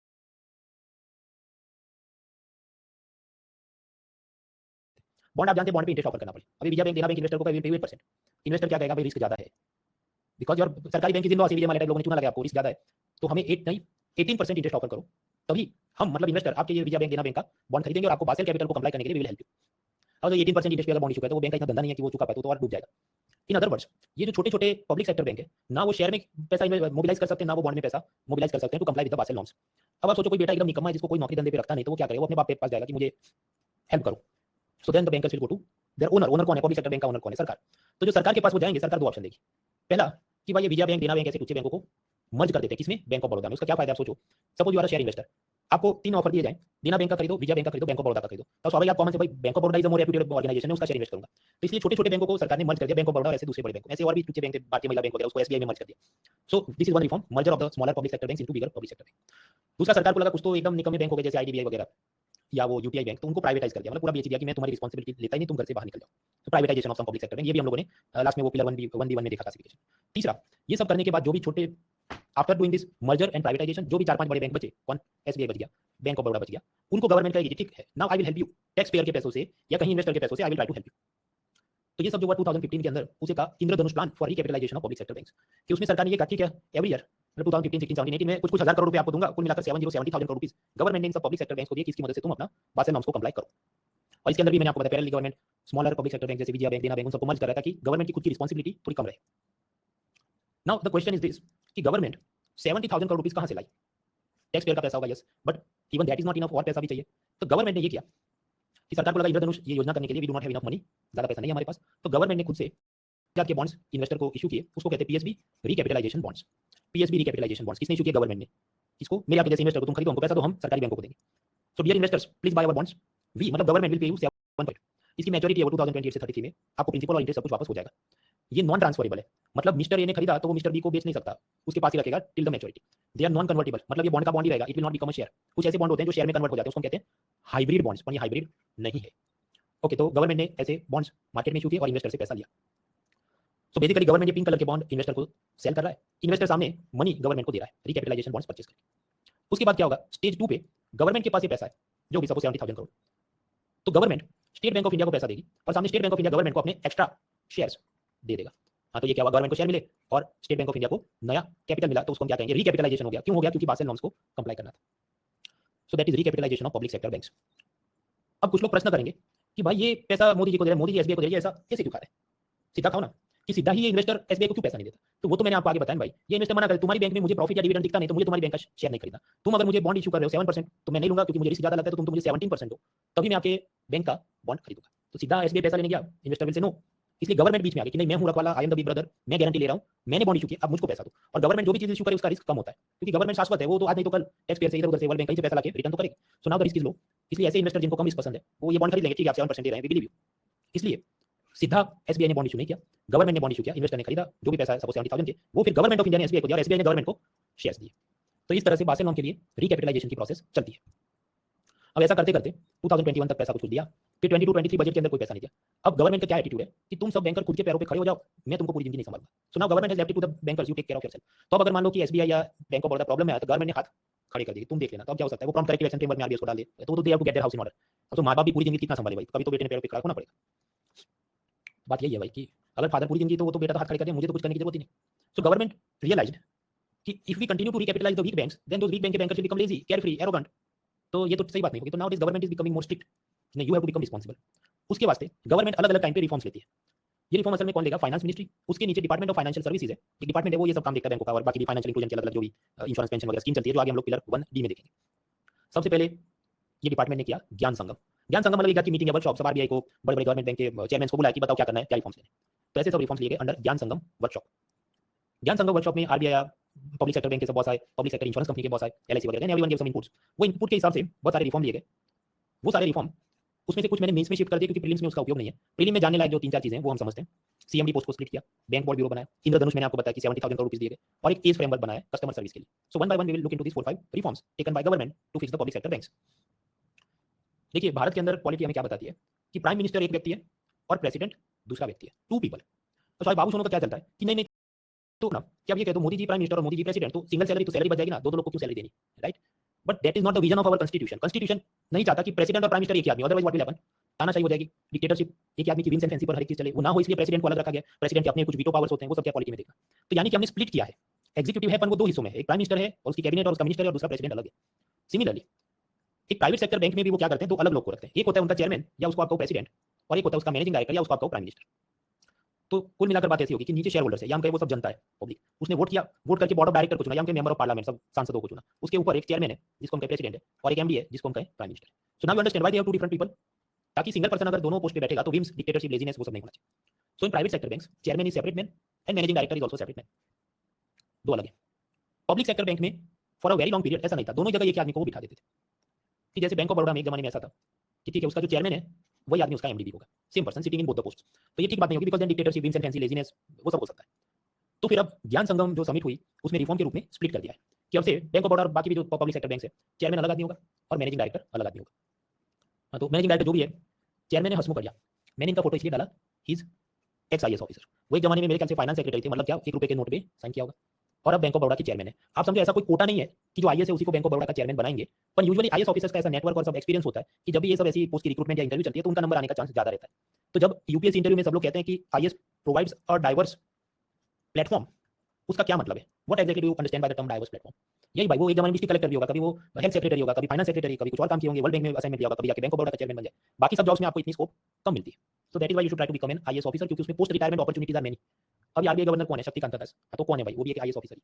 चलिए के बहुत कुछ। एनीवेज कमिंग बैक, तो हमें प्रश्न ये होता है, अच्छा ये जो है साहब Hasmukh Adhia, he became the bank of Baroda chairman, तो मतलब इसको किया यूपीएससी ने बनाया, भाई यूपीएससी ने उसको आईएएस बनाया, बैंक ऑफ बड़ौदा का चेयरमैन उसको बैंक बोर्ड ब्यूरो ने बनाया। अब हम समझते हैं ये नई बात क्या है। पब्लिक सेक्टर बैंक, एलआईसी और दूसरी सरकारी इंश्योरेंस कंपनी, नाबार्ड और ऐसे जो भी नाबार्ड एग्जिम सीडी वगैरह सरकारी आईफाई, ये सबके अंदर जो टॉप मोस्ट ऑफिसर्स हैं, मतलब मैनेजिंग डायरेक्टर या CEO, chairman, full time directors, इनको कौन रिक्रूट करता है, यूपीएससी रिक्रूट करता है, जॉब नहीं। उसके लिए एक अलग संस्था थी, उसका नाम था बैंक बॉर्ड ब्यूरो, बीबीबी। इसका कोई कानून नहीं है, it is not a statutory body, ना ही कॉन्स्टिट्यूशन में लिखा है, तो वो है नहीं, वो गवर्नमेंट ने नोटिफाई किया कि जैसा नीति आयोग है ऐसा ये भी executive body. So what they will do, अच्छा कि बैंक ऑफ बड़ौदा में चेयरमैन की पोस्ट खाली है, वो एडवर्टाइजमेंट देंगे, फिर जिसको एक्सपीरियंस है वो लोग इंटरव्यू देंगे। उसमें प्राइवेट सेक्टर बैंक के भी बड़े ऑफिसर हो सकते हैं, आईएएस ऑफिसर भी हो सकते हैं, everyone can give interview for health experience. फिर बैंक बॉर्ड ब्यूरो उनको जो कैंडिडेट ठीक लगा उसका वो नाम रेकमेंड करेगी कि we like this gentleman mister Hasmukh Adhia, वो फाइल फॉरवर्ड करेंगे डिपार्टमेंट ऑफ फाइनेंशियल सर्विसेज को, जो फाइनेंस मिनिस्ट्री के नीचे बैठता है, और फिर ये डिपार्टमेंट ऑफ फाइनेंशियल सर्विस उस आदमी को अपॉइंटमेंट लेटर देगा कि you are selected. So it is just like, देखिए यूपीएससी आपको सिलेक्ट करने की एग्जाम लेता है, आपका जो अपॉइंटमेंट और बाकी फाइल चलती है वो चलती है DOP, department of personal and training, जो कि मिनिस्ट्री ऑफ पर्सनल के नीचे। तो यहाँ पर भी कुछ ऐसी सिस्टम है। तो आप यहाँ ये तो ठीक है, बैंक बॉर्ड ब्यूरो है and they are conducting the interviews for the top bosses of सरकारी बैंक, सरकारी insurance company, NABARD, SIDBI etcetera, well and good. अभी प्रश्न ये है, कोर्ट में केस हुआ, कोर्ट में केस हुआ ऐसा, एक आदमी का इंटरव्यू हुआ, फिर उसको रिजेक्ट कर दिया, तो फिर वो कोर्ट में चला गया। उसका ये कहना था कि देखिए ये जो oriental insurance, GIC, national insurance वगैरह जो भी पब्लिक सेक्टर इंश्योरेंस कंपनी है, तो बैंक बॉर्ड ब्यूरो क्या सरकारी बीमा कंपनियों के ऐसे चेयरमैन एमडी को सिलेक्ट कर सकता है, can bank board bureau select public sector insurance company के एमडी, सीईओ एक्सेट्रा। गवर्नमेंट का कहना था यस, लेकिन दिल्ली हाईकोर्ट ने ऐसा इंटरप्रेट किया कि नहीं, ये जो सब इंश्योरेंस कंपनी है उनके इंश्योरेंस नेशनलाइजेशन एक्ट के अंदर ये सब प्रोविजन नहीं है, उसमें कुछ अलग प्रोविजन है कि ये गवर्नमेंट का ये वाली कमिटी ने लेना चाहिए कुछ, वटेवर, वो एग्जैक्ट चीज हम पढ़ने नहीं बैठेंगे। कोर्ट का ये इंटरप्रिटेशन था कि इंश्योरेंस कंपनी के जो एग्जिस्टिंग कानून है उस हिसाब से bank board bureau can not do this work. तो गवर्नमेंट ने सोचा क्या करें, बैंक बॉर्ड ब्यूरो को बंद करते हैं, उसकी जगह एक नई ऑर्गेनाइजेशन बनाते हैं। तो दिल्ली हाईकोर्ट ने ये कहा कि bank board bureau can not select government owned insurance company के टॉप ऑफिशियल्स, क्योंकि इंश्योरेंस एक्ट में कुछ अलग बात लिखी है। तो गवर्नमेंट ने कहा ठीक है, आज से इसको बैंक बॉर्ड ब्यूरो नहीं बोलेंगे, आज से इसको हम नया नाम देते हैं जिसका नाम होगा एफएसआईबी, फाइनेंशियल सर्विसेज इंस्टीट्यूशन ब्यूरो, एफएसआईबी 2022। मतलब आप समझो जो पहले चाचा था बैंक बॉर्ड ब्यूरो वही अब भतीजा है, मतलब basically the same thing, government ने सिर्फ उसका नाम बदल दिया। क्यों, बिकॉज हाईकोर्ट ने मना कर दिया तो नाम बदल दिया। So what is the function of FSIB, financial services institution bureau, to select the top officials in the government owned bank, NBFC, IFI, NABARD, EXIM वगैरह जो भी, and insurance company like LIC and other सरकारी insurance companies.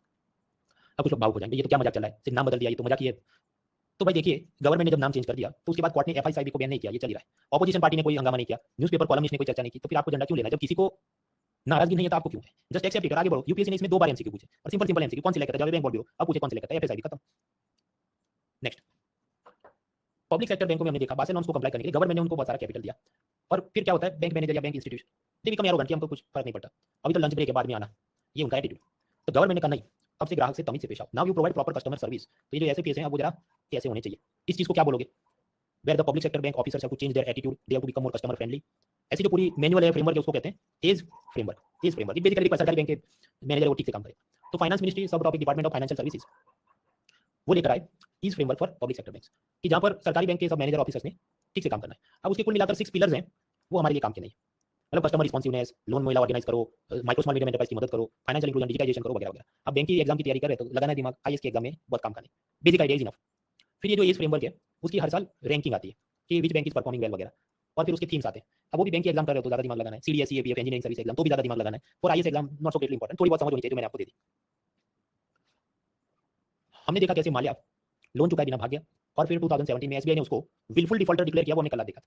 अब उसके बाद से जो भी अलग अलग CBI, central vigilance commission, CAG मतलब controller and auditor general, courts, वो कुछ ना कुछ नेगेटिव रिमार्क डालते हैं कि एसबीआई ने ठीक काम क्यों नहीं किया वगैरह। So then what happens, SBI managers will become very cautious, very apprehensive कि नेक्स्ट टाइम कोई जेन्युइन बिजनेसमैन भी लोन लेने को आए तो वो जल्दी पास नहीं तो देंगे, भाग जाएगा और हमारी ट्रांसफर हो जाएगी, प्रमोशन रुक जाएगा।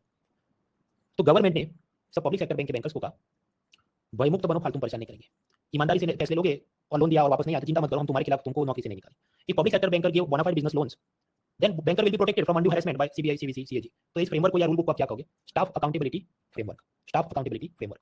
ये भी एक लाइन टाइम होता है कि हाँ तुमने लोन दिया वापस नहीं आया, तुम्हारा ऑनेस्ट डिसीजन था तो तुमको कोई सीबीआई वाले परेशान नहीं करेंगे। So we learn about the Basel norms, public sector bank bank bureau, FSIB, इस फ्रेमवर्क। इसके बाद के मुद्दे अलग अलग जो स्कैम हुए, ILF scam, Punjab national Bank scam वगैरह, एक आध दो चीज पढ़ते हैं फिर एक ब्रेक लेते हैं।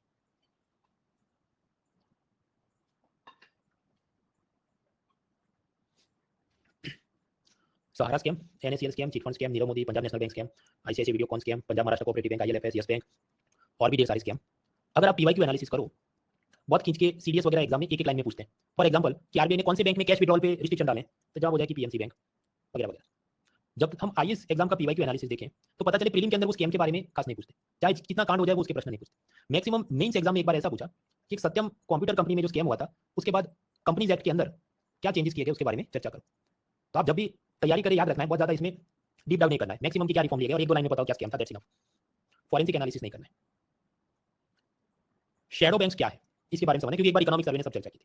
शैडो बैंक मतलब बेसिकली वो एक जात के नॉन बैंक्स हैं जो बैंक जैसा काम करते हैं और फिर बड़े बड़े स्कैम करते हैं। एक एग्जांपल से समझते हैं, इंफ्रास्ट्रक्चर लीजिंग मतलब आईएलएनएफएस कंपनी मुंबई में बैठती है, ये एक नॉन बैंकिंग फाइनेंशियल कंपनी यानी एनबीएफसी है। नॉन डिपॉजिट टेकिंग है, मेरे आपसे पैसा लेती नहीं है, सिस्टमैटिकली इंपॉर्टेंट है क्योंकि इसके पास 500 करोड़ से ज्यादा की एसेट है। प्रश्न तो डिपॉजिट नहीं लेती तो इतना पैसा किधर से? भाई वो म्यूचुअल फंड से, इंश्योरेंस कंपनियों से, शेयर बॉन्ड में पैसा लेती है। एलआईसी भी इसमें 25% शेयर होल्डर है, बाकी भी बड़े बड़े खिलाड़ी उसमें। तो कांड क्या हुआ? कांड ये हुआ कि एक जमाने में बैंकर्स आपको सेविंग अकाउंट फिक्स डिपॉजिट पे हार्डली 2 to 6% इंटरेस्ट देते थे, तो मिडिल क्लास नाराज था। पहले वाली म्यूचुअल फंड वाले बहुत ज्यादा मार्केटिंग एडवर्टाइजमेंट करते हैं कि हमको पैसा दो, म्यूचुअल फंड अच्छा है ये वो, तो बहुत सारा पैसा म्यूचुअल फंड की तरफ जाने लगा। एक mutual fund Tata mutual fund, उसका काम क्या है? क्लाइंट से पैसा लिया, शेयर बॉन्ड वगैरह में इन्वेस्ट किया। तो म्यूचुअल फंड वालों ने जनता का खूब पैसा लिया। उसके बाद म्यूचुअल फंड वालों ने वो सारे पैसों में से कुछ आईएलएफएस कंपनी को लोन में दे दिए। लोन में दिए मतलब क्या? उन्होंने आईएलएफएस कंपनी के बॉन्ड्स खरीदे होंगे और भी ऐसे सब इंस्ट्रूमेंट होते हैं जैसे commercial papers, inter corporate deposit, ये सब शॉर्ट टर्म के लोन्स के इंस्ट्रूमेंट होते हैं, उसमें म्यूचुअल फंड वालों ने पैसे डाले। तो आईएलएफएस के पॉइंट ऑफ व्यू से ये सब क्या हुआ? लायबिलिटी, क्योंकि एक जात का लोन है जो उसने म्यूचुअल फंड को रिटर्न करना है। उसके बाद आईएलएफएस ने ये सारे पैसे जो मोबिलाइज किए थे, आगे उसने अलग अलग shipping port, thermal power plants, highway projects में एलएनटी ग्रुप, जीएमआर ग्रुप, बड़े बड़े जो खिलाड़ी होते हैं, अदानी अंबानी, उन सबको उसने लोन में पैसे दिए। So loan given for infrastructure projects. तो वो जितने लोन आईएलएफएस ने गिवन, वो आईएलएफएस के पॉइंट ऑफ व्यू से क्या है? आईएलएफएस की एसेट्स है, हैप्पी स्माइल, क्योंकि वहां से वो प्रिंसिपल प्लस इंटरेस्ट कमाएगा। आप यहाँ तो बेस्ट है, इसमें स्कैम कहाँ होगा? तो स्कैम तो आप समझो भाई, जो लोन दे दिया विजय माल्या टाइप का निकला, स्कैम हो गया। तो आईएलएफएस ने जो भी लोन दिए थे उसमें दो प्रॉब्लम है। पहला, कुछ ऐसे लोन गए जो बोर्ड ऑफ डायरेक्टर्स के जीजा साला जमाई को नेपोटिज्म में चले गए और वो प्रोजेक्ट फेल हो गए। फिर एक दूसरा प्रॉब्लम ये आया कि इन्होंने कोई हाईवे, शिपिंग पोर्ट वगैरह के लिए लोन पैसा दिया हो, सपोज एलएनटी ग्रुप को, जीएमआर ग्रुप को, पर बाद में कोर्ट मना कर दे कि नहीं, इसका लैंड एक्विजिशन मतलब जमीन संपादन, किसानों से जमीन लेनी वो नहीं ले सकते, ये किसानों का विरोध है, एनवायरमेंट क्लियरेंस ना मिले, प्रोजेक्ट डिले हो जाए, तो प्रोजेक्ट जितना डिले होगा वो सब लोन का पैसा वापस नहीं आएगा। करीब 270 बिलियन रुपीस की ऐसे जो भी एसेट्स या बॉन्ड्स थे वो सब जंक हो गए, कचरा हो गया, क्योंकि वो पैसा रिकवर नहीं हो सकता। अब आप सोचो कि अगर एसेट साइड में ये जितना था वो एक तरह से सब नॉन परफॉर्मिंग हो रहा है, तो सामने लायबिलिटी साइड में आईएलएफएस टाटा म्यूचुअल फंड को रीपेमेंट कर नहीं सकता, जिसके चलते टाटा म्यूचुअल फंड अपने क्लाइंट्स को रीपेमेंट कर नहीं सकता। तो ये पूरी चीज को हम क्या कहेंगे भाई? ये क्राइसिस हो गया। So that is the ILFS crisis. हाँ, तो ये आईएलएफएस क्या है? टेक्निकली एक एनबीएफसी कंपनी है। इकोनॉमिक सर्वे कहता है वो तो बराबर है, एनबीएफसी है, but this is actually a type of shadow bank, प्रतिछाया बैंक। मतलब बैंकों की तरह वो लोन दे रहा है लेकिन वो बैंक तो है नहीं, इसलिए आरबीआई के रूल्स उस पर लागू नहीं होते। Certain big category of big size NBFC companies, they are performing functions like a bank, मतलब वो लोन दे रहा है, उसने ये सब इंफ्रास्ट्रक्चर के लोन दिए and very large amount of money given, लेकिन they are not fully under RBI regulation, क्योंकि ये तो एनबीएफसी कंपनी है ना, वो भी नॉन डिपॉजिट टेकिंग, तो इस पे सीआरआर नहीं लगेगा, एसएलआर नहीं लगेगा, प्रॉम्प्ट करेक्टिव एक्शन फ्रेमवर्क नहीं लगेगा। So they are endangering the economy, जोखिम उत्पन्न कर रहे हैं। तो ऐसे लोगों को क्या कहेंगे? Shadow banks. बैंक नहीं है पर बैंक जैसा काम करें, प्रतिछाया बैंक। अमेरिका में भी जो सबप्राइम क्राइसिस आई थी कि जहां ऐसे पार्टियों को लोन दे दिया गया जो होम लोन रीपे नहीं कर पा रहे थे, जिससे स्कैम हुआ, उसमें भी ऐसे सब शैडो बैंक्स या लेमन ब्रदर वगैरह का खेल था। इंडिया में भी आईएलएफएस क्राइसिस वो शैडो बैंक क्राइसिस है। तो शैडो बैंक के और भी एग्जांपल हैं, more examples of shadow banks, जैसे हाउसिंग फाइनेंस कंपनी, जैसे डीएचएफएल, उसमें भी कुछ कांड हुआ शायद। फिर लिक्विड डेट म्यूचुअल फंड्स, ये क्या है उसको हम लोग पिलर 1 सी में देखेंगे। अभी के लिए समझो कि जैसे ये टाटा म्यूचुअल फंड जिसने आईएलएफएस में पैसा डाला, उसके शॉर्ट टर्म के लोन पेपर्स खरीदे, कमर्शियल पेपर्स एक्सेट्रा, वो भी ये सब शैडो बैंक का हिस्सा है। Then some retail NBFC like gold loan company, tractor loan company वगैरह, प्लस आईएलएफएस टाइप के खिलाड़ी भी जो लोन दे रहे हैं। So these are all examples of shadow banks. Shadow bank क्यों खराब है? वो मीन्स में लंबी बात है। अभी के लिए तो देखो, हाउस होल्ड का पैसा डूबता है, आपने म्यूचुअल फंड में पैसा लगाया, म्यूचुअल फंड में आईएलएफएस में लगा, पैसा डूब गया तो आप तो परेशान है। Infrastructure development will suffer, IL&FS fail हो गई तो अब नए जो भी हाईवे शिपिंग पोर्ट प्रोजेक्ट बने वो बन नहीं पाएंगे। गवर्नमेंट टैक्स पेयर के पैसों से वो सब कितना चलाती रहे, उसके पास तो तकलीफ है, क्योंकि गवर्नमेंट ने तो पॉवर्टी वेलफेयर, माल न्यूट्रिशन, बैंकों का बासेल थी, नॉर्म्स के लिए रिकैपिटलाइजेशन और भी रिस्पांसिबिलिटी, गवर्नमेंट को खुद को भी तकलीफ, इंफ्रास्ट्रक्चर के काम रुक जाएगा। और ये जो हाउस होल्ड है जो एक बार पैसा लूज कर देंगे म्यूचुअल फंड में, फिर वो नेक्स्ट टाइम क्या करेगा कि अब तो मैं जाके गोल्ड खरीदता हूँ या मैं जाके बिटकॉइन खरीदता हूँ, जो उसको सपना आ गया। तब समझो गोल्ड बिटकॉइन वगैरह के अंदर जो पैसा जाए उसमें टैक्स इवेजन की स्कोप ज्यादा रहती है, कर चोरी की, क्योंकि वो सब ऐसी चीजों में जाता है जहां पर ट्रेस करना थोड़ा मुश्किल हो जाए। So government will not like it. So for a healthy economic system it is necessary कि शैडो बैंक्स न्यूसेंस नहीं क्रिएट करे, that is required. So then what is the way forward? RBI ने सोचा कि ये जो एनबीएफसी उसको regulate करने के लिए मैं एक 4 टियर स्ट्रक्चर बनाता हूँ। 4 टियर स्ट्रक्चर के अंदर बेस में एकदम जो इज्जत से ईमानदारी से काम कर रहे हैं एनबीएफसी, उन पे स्टिक नहीं होगा, कम स्टिक होगा। मिडल, अपर और टॉप लेवल, ये जो ऊपर बैठे हैं आईएलएफएस, डीएचएफएल, उनको पहले हथौड़ा मारूंगा। ऐसा मेरा नया रेगुलेटरी स्ट्रक्चर होगा। अब इसका प्रैक्टिकल इंप्लीकेशन क्या होगा कि आईएलएफएस विल इंसिस्ट कि भाई आरबीआई विल इंसिस्ट कि आईएलएफएस आप मुझे एवरी 1 मंथ में अपना सारा डेटा शेयर करो, किसको कितना लोन दिया, कहां से क्या आ रहा है, या फिर कि आपने जितना लोन दिया उसके सामने बफर में आप एक्सवाइजेड चीजें और करो, या आप पे जो बासेल नॉर्म लगते हैं उस हिसाब से आप 9% नहीं, आप जो भी 12% सीआरआर मेंटेन करो। RBI can prescribe many things, क्योंकि आरबीआई एक्ट में एनबीएफसी को रेगुलेट करने की उसको पावर है। तो ये सब जो होगा उसे आप क्या कहेंगे, 4 tier structure to regulate NBFC. अब उसमें भी बहुत सारे नुआंसेस हैं, पर वो सब हम पढ़ने नहीं बैठेंगे। मैक्सिमम ये 1-2 लाइन का मुद्दा है तो उतना याद करो। As far as MCQs are concern, कुछ करंट अफेयर्स पीडीएफ फाइल वाले क्या करते हैं, इसकी पूरी थीसिस लिख के आपको दिखते हैं, इसमें क्या था, इसमें क्या था, इसमें क्या था। But I don't find it that much important after observing PYQ. हो सकता है आपकी कमर तोड़ने के लिए यूपीएससी कुछ पूछे डिटेल में, but then you have to remember कि ये करने बैठे तो और बाकी टॉपिक्स रह जाएंगे। आगे बढ़ो। उसके बाद गवर्नमेंट ने कुछ और रिफॉर्म्स लिए आफ्टर दिस आईएलएफएस क्राइसिस। एक तो समझते हैं फिर देख लेते हैं। देखिए, कोई पब्लिक सेक्टर बैंक है जैसे बैंक ऑफ बड़ौदा, एसबीआई वगैरह, उसने लोन दिया आईएलएफएस को, जो भी सपोज 100 करोड़ का, और फिर आईएलएफएस उसको रिटर्न नहीं कर रहा है। तो गवर्नमेंट ने कहा ठीक है, dear State Bank of India, आपका जो भी लॉस है उसका 10% गवर्नमेंट अपने पॉकेट से state Bank of India, bank of Baroda को दे देगी। फिर आया कोरोना, तो कोरोना में गवर्नमेंट ने कहा ठीक है, अभी तुम्हारी और हेल्प करनी है, तो आपको जितना भी लॉस हुआ है, public sector bank IL&FS type जो भी एनबीएफसी को लोन दिया, लॉस हो गया, whatever is the loss, 20% will be bond by the government. 100 crore का लॉस हो गया आपका, तो 20 करोड़ सरकारी बैंकों का गवर्नमेंट अपने पॉकेट से या टैक्स पेयर के पैसों से देगी। उस चीज को हम क्या कहते हैं, पार्शियल क्रेडिट गारंटी स्कीम 2.0। सरकारी बैंक की नुकसाई का 20% रुपया सरकार अपने पॉकेट से सरकारी बैंक को देगी। सो that is partial credit guarantee scheme 2.0। और भी छोटे मोटे मुद्दे हैं, एक एक लाइन में याद रखने, वो आपके हैंडआउट में दिए हैं। बाकी बड़े मुद्दे हैं पर वो मैंने मेंस में शिफ्ट किया क्योंकि प्रीलिम में उसका काम है नहीं, और बहुत ज्यादा लोड इसके लेने की जरूरत नहीं। आजकल ये मुद्दा ठंडा हो चुका है, नॉट सो ग्रेटली न्यूज़। पर पता नहीं इसका कारण क्या, मान लीजिए अभी सुप्रीम कोर्ट का कोई जजमेंट आ गया, फिर वापस से यही सब चर्चा चालू हो जाए, तो उस वक्त do not lose blood pressure, ये सब मामले उसमें थे। Alright, so now next came is about Punjab national Bank. वो भी समझते हैं, but without waste my let's take a break for 5 minutes, then we move forward.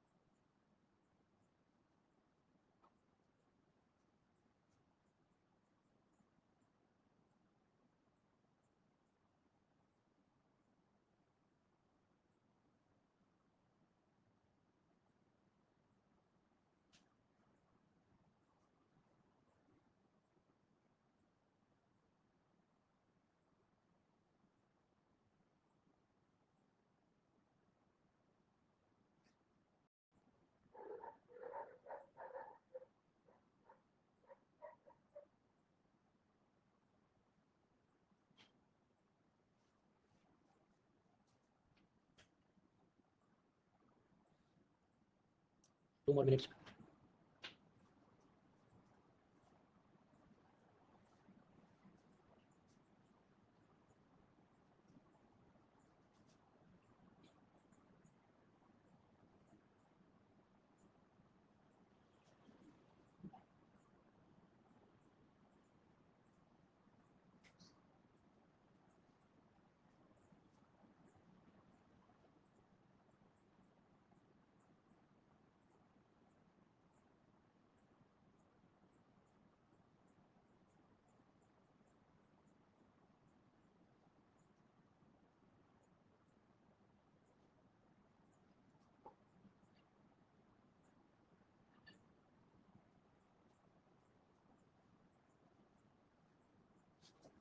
Thirty more seconds.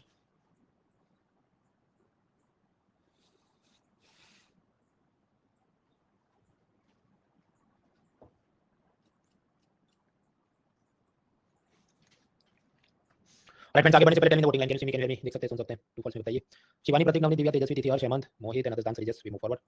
तो burning issue in the banking sector में type of loans, non performing assets, SARFAESI act, insolvency, bankruptcy code, फिर ये bad bank, Basel norms, ये सब हमने देखा। Yes bank का scam मैंने बताया, यस बैंक का स्कैम मतलब क्या, वो 81 बॉन्ड क्राइसिस में पब्लिक का भी पैसा डूब गया। आईएलएफएस का स्कैम मैंने आपको बताया। पंजाब महाराष्ट्र कोऑपरेटिव बैंक का स्कैम हम ऑलरेडी पढ़ चुके हैं, पिलर 1B1 में, जब कोऑपरेटिव बैंक के अंदर रिफॉर्म देखे कि कैसे वो ड्यूअल सुपरविजन का मॉडल था, उसको फिक्स किया गया। अभी समझते हैं पंजाब नेशनल बैंक का क्या स्कैम, फिर कुछ एक दो इंटरनेशनल स्कैम समझने, फिर आरबीआई उसका डिविडेंड, सेक्शन 7 कंट्रोवर्सी, वो सब देखना है। बात में कोई दम है नहीं, डिसिप्लिन के साथ आप कंप्लीट करो जो भी इसके 39 पेज है। असल में 39 पेज नहीं, आप जाते इंडेक्स 3-4 पेज का होगा, फिर इधर उधर के माइंड मैप्स वगैरह होंगे, पीवाईक्यू दिए होंगे, उसके आप 3-4 पेज। तो असल में तो इट इज लाइक 30 पेजेस, और वो भी आगे भी 15 पेज हुआ ना, तो वो तो कोई बड़ी चीज है नहीं। सपोज लक्ष्मीकांत में मान लीजिए पढ़ने लायक पेजेस हो 800, और उसमें से 10 पेज मान लीजिए 10 एमसीक्यू आप सॉल्व कर सकते हैं रियल एग्जाम में, हाँ तो रेशियो क्या हुआ, 1-0-1-0। इसका मतलब क्या, आप 80 पेजेस पढ़ते हो तब एक एमसीक्यू सॉल्व हो रहा है, ऐसा कुछ बात हुआ ना। तो ये तो रन रेट है। अब बाकी सब बुक्स में इतना अच्छा रन रेट आपको ना मिले, हो सकता है आप 120 पेज पढ़ के जाओ तो एक एमसीक्यू सॉल्व, कुछ बार ऐसा हो 500 पेज पढ़ के जाओ तो भी यूपीएससी पूछे नहीं। सो that is part and parcel of the game. पर आपको डिसिप्लिन से तैयारी करनी है। फिर दिन में आप देख, फॉर एग्जांपल टुडे संडे आपने क्या किया, मेरी तो अकाउंटेबिलिटी आप जानते हो, पिलर 1 से शेयर मार्केट जो उसकी मैं हैंडआउट पे काम कर रहा था, तो उसमें नए टॉपिक सेट करने में पूरा दिन वो काम किया। यू हैव टू इंट्रोस्पेक्ट आप, और नहीं कहीं तो कल से सुधरने वाले हो कि नहीं। Anyways next topic is Punjab national bank में क्या कांड हुआ। नीरव मोदी जो कि एक ज्वेलर है, उसकी इच्छा हो जाए कि मुझे कोई फॉरेन कंट्री, मान लीजिए सिंगापुर में जाके मुझे डायमंड्स खरीदने। आपके सिंगापुर में माइंस तो है नहीं, माइंस तो सब अफ्रीका में है। अपन भाई उधर से सब रफकट जो भी है डायमंड्स हो जाएंगे सिंगापुर, सिंगापुर से माल बिकेगा। सो सिंगापुर से नीरव मोदी को डायमंड्स खरीदना, रॉ या अनकट जो डायमंड्स है। एंड देन ही वांट्स कि मुझे सिंगापुर में सिटी बैंक की जो ब्रांच है वो मुझे लोन दे दे। So do you think they will give you the loan? The answer is no. Citibank ये कहेगा कि भाई नीरव मोदी, तुम हो सकते हो इंडिया में बड़े हॉटशॉट हो, तुम सब फिल्म स्टार के साथ तुम्हारे फोटो हो सकते हैं, but I don't know you, मुझे आपका क्रेडिट रेटिंग वगैरह कुछ पता नहीं। इंडिया की कोई कंपनी ने आपको क्रेडिट रेटिंग दिया भी हो तो मैं उसको मानता नहीं। I can not give you loans because I am not very sure about you. तो नीरव मोदी जाएगा फिर पंजाब नेशनल बैंक के पास। पंजाब नेशनल बैंक को कहेगा कि भाई आप मुझे कैरेक्टर सर्टिफिकेट लिख के दे दो कि आई एम रिलायबल पर्सन। तो पंजाब नेशनल बैंक एक लेटर लिखेगा और सिटी बैंक को भेजेगा कि dear Citibank, Nirav Modi is my client, उसको आप $1 लाख का लोन दे दो और हम गारंटी लेते हैं अगर नीरव मोदी ने पैसा वापस नहीं किया तो हम मतलब पंजाब नेशनल बैंक आपका मतलब सिटी बैंक का पैसा वापस करेंगे। If our client Nirav Modi does not pay the loan back, we Punjab national Bank take the guarantee that we will pay the loan on his behalf. तो ऐसा जो लेटर इशू किया गया, लेटर इशू किया गया उसको क्या बोलोगे? लेटर ऑफ अंडरटेकिंग यानी एलओयू, लेटर ऑफ क्रेडिट या लेटर ऑफ कंफर्ट। ये तीनों वर्ड्स में डिफरेंस है, अपन वो सब बीकॉम काम पढ़ने नहीं बैठेंगे। सफिशिएंट हो किसको लेटर ऑफ अंडरटेकिंग बोलते हैं। अब आप पूछेंगे कि भाई पंजाब नेशनल बैंक को ऐसा इसका बड़ा भाई बनने की क्या जरूरत है? तो मुफ्त में नहीं बन रहा। Nirav Modi will pay some commission to Punjab national Bank to issue such letter. और ये कुछ अनएथिकल या इलीगल नहीं है, ये कायदे से इट इज अलाउड, ऐसा सब चलता है। हाँ तो नीरव मोदी ने पंजाब नेशनल बैंक के पास ऐसे बहुत सारे लेटर ऑफ अंडरटेकिंग जनरेट कराए जिसमें ऐसा जो भी लिखा होगा कि $1 लाख दे दो, 90 डेज में रिटर्न करेगा मेरा client Nirav Modi. If he does not pay then we मतलब Punjab national bank will pay you, बोल के हांगकांग के अंदर अलग अलग बैंकों को इशू किया। अब हांगकांग के अंदर भी उन्होंने जो इशू किया वो union bank of India, Allahabad bank, axis bank, उसके हांगकांग के ब्रांचेस को इशू किया। आपका ये क्या मजाक चल रहा है भाई? तुमको इलाहाबाद बैंक से लेना लोन तो इंडिया ले लो, उधर हांगकांग लंबा होने की क्या जरूरत थी? उसका कारण कि इलाहाबाद बैंक जो हांगकांग में है वो डॉलर में लोन देगा और काफी सस्ते ब्याज के लोन देगा, क्योंकि आप समझो वो हांगकांग में बैठे। तो इंडिया का आरबीआई सीआरआर ऐसा क्या खेल रहा है उसको कोई परवाह नहीं, उधर दुनिया अलग है। So that was going on और उसकी मदद से नीरव मोदी हांगकांग से डायमंड्स खरीदता था। Now what will happen, Hong Kong के अंदर ये जो इंडिया के बैंक थे वो डॉलर में लोन पंजाब नेशनल बैंक को देंगे और वो नीरव मोदी यूज करेगा। Now ideally what should be done कि पंजाब नेशनल बैंक ने नीरव मोदी से कुछ कोलेटरल यानी गिरवे रखना चाहिए कि तुम्हारी इतनी ज्वेलरी शॉप है, इसके प्रॉपर्टी पेपर हमको दे दो, या तुम्हारी जो भी फिक्स डिपॉजिट है या एक्सवाइजेड वो हमको दे दो।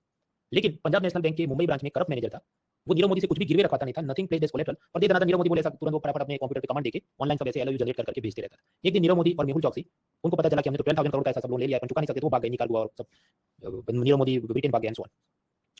अब प्रश्न ये सब हुआ तो सब लोग क्या सो रहे थे बांग पीछे, किसी को पता क्यों नहीं चला? उसका कारण ये है कि देखिए पंजाब नेशनल बैंक का कोर बैंकिंग सॉल्यूशन सॉफ्टवेयर तो होगा, तो जो भी मतलब RuPay, visa, NEFT, RTGS, UPI, ATM transaction, NFS switch से वो सबके साथ डेटा तो सिंक्रोनाइज होते रहेगा। तो पीएनबी में कुछ तो पता चलना चाहिए किसी मैनेजर को, यू आर राइट। लेकिन उनका ये वाला कंप्यूटर सिस्टम सब अलग था और ये जो लेटर ऑफ अंडरटेकिंग इशू किए जा रहे थे वो सिस्टम या कंप्यूटर या सर्वर अलग था, जहां से सीधा स्विफ्ट मैसेजिंग सिस्टम की मदद से मुंबई से पंजाब नेशनल बैंक का करप्ट मैनेजर हांगकांग में ऐसे लेटर सेंड करता था। तो इसलिए कंप्यूटर सिस्टम अलग था, इसलिए पंजाब नेशनल बैंक के बड़े अफसरों को पता नहीं चला। Swift messaging system was used which was outside Punjab national bank core banking solution software. अब कुछ बाद में आरबीआई की आंख खुली तो बोला कि ये सब कुछ इंटीग्रेट करो कि स्विफ्ट के अंदर ही सीबीएस सिस्टम और ये स्विफ्ट सिस्टम दोनों को इंटीग्रेट करो और उसमें सब डेटा एक दूसरे को पता चलना चाहिए। अब प्रश्न स्विफ्ट मैसेजिंग सिस्टम क्या था, तो वो हमने पिलर 1A1 डिजिटल पेमेंट में ही समझ लिया था। स्विफ्ट मैसेजिंग सिस्टम क्या है कि जब इंडिया से अमेरिका पैसा भेजना या अमेरिका से इंडिया पैसा भेजना हो तो इंटरनेशनल जो फाइनेंशियल कम्युनिकेशन होते हैं उसके साथ जुड़ा हुआ ये सिस्टम है जिसका नाम है स्विफ्ट सिस्टम। हाँ तो स्विफ्ट सिस्टम क्या है? बेल्जियम में एक ऑर्गेनाइजेशन है जो ग्लोबल मैसेजिंग सिस्टम प्रोवाइड करती है ताकि bank, NBFC, share broker international financial transaction कर सके इंटरनेशनल बॉर्डर के इस तरफ उस तरफ। तो पंजाब नेशनल बैंक उसमें से स्विफ्ट मैसेज की मदद से लेटर ऑफ अंडरटेकिंग हांगकांग भेजी और सामने मनी ट्रांसफर किया गया। ये सब में स्कैम हुआ, that is the gist of it. Russia को स्विफ्ट से बैन किया और वो सब मामले हम लोग पिलर 1A1 में पढ़ चुके हैं। ये सब चार्ट भी आपके पिलर 1A1 में सब हम देख चुके हैं। तो पंजाब नेशनल बैंक में एक दो लाइन में याद रखना था, letter of undertaking one concept understood, SWIFT messaging system already understood in pillar 1A1 digital payments. उसके बाद ग्लोबल लेवल पे बैंकिंग क्राइसिस में दो और चीजें पढ़नी है। मेरे आईएएस एग्जाम इतना काम का नहीं, पर आप अगर CDS, CAPF, engineering service exam देखो कई बार वो वन लाइन में पूछते हैं। जैसे एक बार ऐसा पूछा, एक company Thomas cook, Thomas cook का काम है international travel insurance and foreign currency exchange. उसका दिवालिया निकल गया, ब्रिटेन में बंद हो गई। तो इन्होंने ऐसा पूछा सीडीएस कोई एग्जाम में कि अच्छा कौन सी कंपनी बंद हो गई, तो जवाब था Thomas cook. So you should be aware. अब थॉमस कुक को मैंने हटा दिया क्योंकि वो तो पुरानी चीजें वापस नहीं पूछेंगे। अभी जो नया चल रहा है 2022-23 में दो लाइन में देख लेते। अमेरिका में एक बैंक है सिलिकॉन वैली बैंक, वो डूब गई। अब वो डूब गई उसके कारण क्या थे कि ये सिलिकॉन वैली बैंक वालों ने कुछ सरकारी बॉन्ड्स में पैसा इन्वेस्ट किया था, पर उसकी जो बॉन्ड यील्ड है वो अलग दिशा में चली गई जिससे ये लोग का सब लॉस हो गया। कैसे वो हम पढ़ने नहीं बैठे। फिर अमेरिका में उनकी डीआईसीजीसी जैसी जो ऑर्गेनाइजेशन है उन लोगों ने इस बैंक का जो भी डिपॉजिटर है उनके लॉसेस हम कवर करेंगे, ऐसा सब काम चल रहा है। इंडिया के कुछ स्टार्टअप कंपनी के मालिकों ने भी सिलिकॉन वैली बैंक में पैसा इन्वेस्ट किया तो वो भी डूब गए, इसलिए पैनिक चलता है। So that is one thing. Second crisis is Credit Suisse bank जो स्विट्जरलैंड में। क्रेडिट डिफॉल्ट स्वैप वो क्या है पिलर 1C में देखेंगे, ऐसा एक फाइनेंशियल इंस्ट्रूमेंट होता है, उसके साथ उनका कुछ पैसों का सब लफड़ा हो गया। क्या लफड़ा हम पढ़ने नहीं बैठेंगे, that was one problem. Second, कुछ सब इन्वेस्टिगेटिव जर्नलिस्ट ने स्टिंग ऑपरेशन किया, पता चला ये क्रेडिट स्विस बैंक के मैनेजर्स जो भी ड्रग लॉर्ड्स होते हैं, बड़े माफिया तस्कर, उनके ब्लैक का पैसा वाइट करता है, ऐसे सब उसने एक्सपोज किया। उसके बाद अलग अलग देशों में क्रेडिट स्विस बैंक के खिलाफ सब केस चालू हो गए, तो इसके चलते कंपनी के सारे शेयर्स गिर गए। फिर एक दूसरी स्विट्जरलैंड की कंपनी यूबीएस, उसने क्रेडिट स्विस को टेक ओवर कर लिया। तो असल में इसका अस्तित्व फ्यूचर में नहीं होगा, इसको किसी और ने टेक ओवर कर लिया, जस्ट लाइक विजया बैंक और देना बैंक को बड़ौदा ने टेक ओवर कर लिया। तो एक दो लाइन में याद रखना है for the purpose of MCQ, बाकी माल हैंडआउट में दिया ऊपर के खत्म कर लेना। Okay, so we are done with notable scams, और भी होते रहेंगे, तो फरवरी में जो विन 24 सीरीज होगी तब देखेंगे। Last topic is about RBI. Finance minister Jaitley RBI governor Urjit Patel को बोल रहे हैं सरकारी योजना चलाने के लिए हमको ढेर सारा पैसा चाहिए, तो तुम्हारे रिजर्व में से मुझे ढेर सारा डिविडेंड दो। उर्जित पटेल नहीं दूंगा। फिर उनका झगड़ा हुआ, अल्टीमेटली उर्जित पटेल ने रिजाइन किया। अब उसमें जो कोर थियरी है वो हमको समझ नहीं, झगड़ा तो ये तो ओल्ड करंट अफेयर्स हो गया, बट जो थियरी उसको हमें समझ ली। फर्स्ट क्वेश्चन इज आरबीआई को प्रॉफिट होता किधर से है? What are the sources of income और प्रॉफिट फॉर आरबीआई? सपोज जो भी गवर्नमेंट सिक्योरिटी उसने इशू की थी, फिर तो ओपन मार्केट ऑपरेशन में इधर उधर बेचता रहता है, खरीदता रहता है, जो भी उसने खुद के पास रखा, तो फिर क्या होगा, गवर्नमेंट उसको इंटरेस्ट पे करती रहेगी। तो जीसेक के अंदर वो जितना माल कमाया वो आरबीआई का प्रॉफिट है। हमने ये भी देखा था कि आरबीआई कैसे अमेरिका, जापान वगैरह गवर्नमेंट के फॉरेन सिक्योरिटी या सॉवरेन बॉन्ड्स खरीदता है, तो उसमें से जितना इंटरेस्ट कमाएगा वो भी उसकी प्रॉफिट है। फिर ये जितने बैंकर्स आरबीआई से रेपो लोन, एमएसएफ लोन वगैरह लेते हैं, तो उसमें भी आरबीआई का प्रॉफिट है। हमने ये भी देखा था आरबीआई गोल्ड परचेज करता है, आरबीआई के पास कुछ फॉरेन करेंसी भी रहती है, तो मान लीजिए फ्यूचर में इनका प्राइस इंक्रीज हो जाए कि गोल्ड मान लीजिए अभी 60,000 का, बाद में 70 का हो जाए, आरबीआई उसको सेल करे, 10K का प्रॉफिट हुआ तो आरबीआई का प्रॉफिट। उसी तरह आरबीआई के पास फॉरेन करेंसी भी वो अपने पास परचेज करके रखता है, तो सपोज उसने 75 रुपये में $1 खरीदा हो, अभी $1 का भाव हो जाए मान लीजिए 85, आरबीआई उसको सेल करे, 10 रुपये का उसको प्रॉफिट है। So yes, like that from the revaluation किसी एसेट का प्राइस इंक्रीज होने से भी आरबीआई को प्रॉफिट हो सकता है। अलग अलग बैंकों पर आरबीआई पेनल्टी लगाता है, किसी वो तो पेनल्टी में से भी पैसा कमाता है। देन सिग्नियो राज, सिग्नियो राज ऐसा कहता है, मान लीजिए रिजर्व बैंक 10 रुपये का नोट छाप रहा है, लेकिन छापने का खर्च सिर्फ 2 रुपये। Suppose RBI is printing a note for 10 rupees which has a face value of 10 rupees, but the cost of printing is only 2 rupees. तो फिर आरबीआई को कुछ प्रॉफिट उसमें होता है, क्योंकि प्रिंट करके आपको जो फेस वैल्यू दे रहा है वो 10 रुपये, पर उसका कॉस्ट ऑफ प्रिंटिंग सिर्फ 2 रुपये, तो बीच में 8 रुपये, असल में 8 रुपये नहीं, उससे कम ही उसका प्रॉफिट है। तो वो जो भी प्रॉफिट है, because there is a difference between the face value of currency note and the printing cost of currency note, उसको कहते हैं सिग्नियो राज। असल में मैं बता रहा हूँ वो उससे ज्यादा जटिल चीज है, पर वो बीकॉम करने बैठे तो अपना आधा घंटा उसी में चला जाए, जबकि पीवाईक्यू देखते मुझे नहीं लगता वो कभी जिंदगी में पूछेंगे, for a simple reason NCERT में उसने कुछ एक्सप्लेन नहीं किया। और बियॉन्ड एनसीईआरटी वाली थियरी यूपीएससी वाले बहुत कम पूछते हैं, यस पूछते हैं, पर वो पूछेंगे किधर से, कि जीडीपी का कुछ पूछ लिया, इन्फ्लेशन का पूछ लिया, ह्यूमन रिसोर्स डेवलपमेंट का पूछा, उस दिशा में पूछते हैं, इधर वो ज्यादा और डीप में नहीं जाते। एक लाइन में वेग आइडिया रखना है कि profits from printing the money, because जो करेंसी नोट है हो सकता है उसकी face value 10 rupee, but printing cost में भी वो सिर्फ 2 रुपी, तो इसलिए आरबीआई को कुछ प्रॉफिट उसमें से होता है, और वो जो प्रॉफिट है उसको हम कहते हैं seigniorage. Beyond that BCom वगैरह not required. Now lastly demonetisation. आप जानते हैं आरबीआई ने प्रॉमिस किया था कि 1000 रुपये का नोट लेके आओगे मैं उसको एक्सचेंज करूंगा, तो वो उसकी लायबिलिटी थी। सपोज आपके पास ब्लैक मनी था और आपको डर लगा कि मैं तो एक्सचेंज इनकम टैक्स वाले पकड़ लेंगे, तो आप क्या करेंगे, you will burn down your money. तो आपने जो जला दिया, तो वो सब आरबीआई की प्रॉमिस, तो आरबीआई तो मौज में आ जाएगा ना, he will be very happy if you do not come for exchanging the note, क्योंकि उसका उतना पैसा बच गया। तो जितना पैसा बच गया वो सब उसका प्रॉफिट है। तो demonetisation is also a profit for RBI, अगर if people do not exchange their currency note. वैसी बात है कि आपने अपने किसी नेबर को शक्कर दी है, एक कटोरी भर के, you give the sugar, and then the neighbour is suppose to return and exchange, पर मान लीजिए वो वाली गेम प्रॉमिस कभी एग्जीक्यूशन स्टेज में आई नहीं, सपोज की, तो ऐसी जो सिचुएशन बनती है जब सामने वाली पार्टी ने जो एक्सचेंज रिटर्न करना था पर उसके लिए आई नहीं, तो यू आर इन प्रॉफिट। ऐसी वो बात है, असल में कैसे उसे हम समझने नहीं बैठेंगे, बिकॉज रियलिटी में वो प्रॉफिट हुआ नहीं। 99% of the band notes public ने अलग अलग क्रिएटिव तरीके से उसको एक्सचेंज करा लिया, बट खैर वो सारे मुद्दे हम पिलर 2 ब्लैक मनी में देखेंगे। So these are some of the sources of profit for RBI. अब आरबीआई को इतना सारा प्रॉफिट हुआ तो स्वाभाविक वो तिजोरी में रखेगा। अब उसे क्या होगा, आईफोन खरीदेगा, ऑडी कार खरीदेगा, मॉरिशस वेकेशन पे जाएगा? नहीं,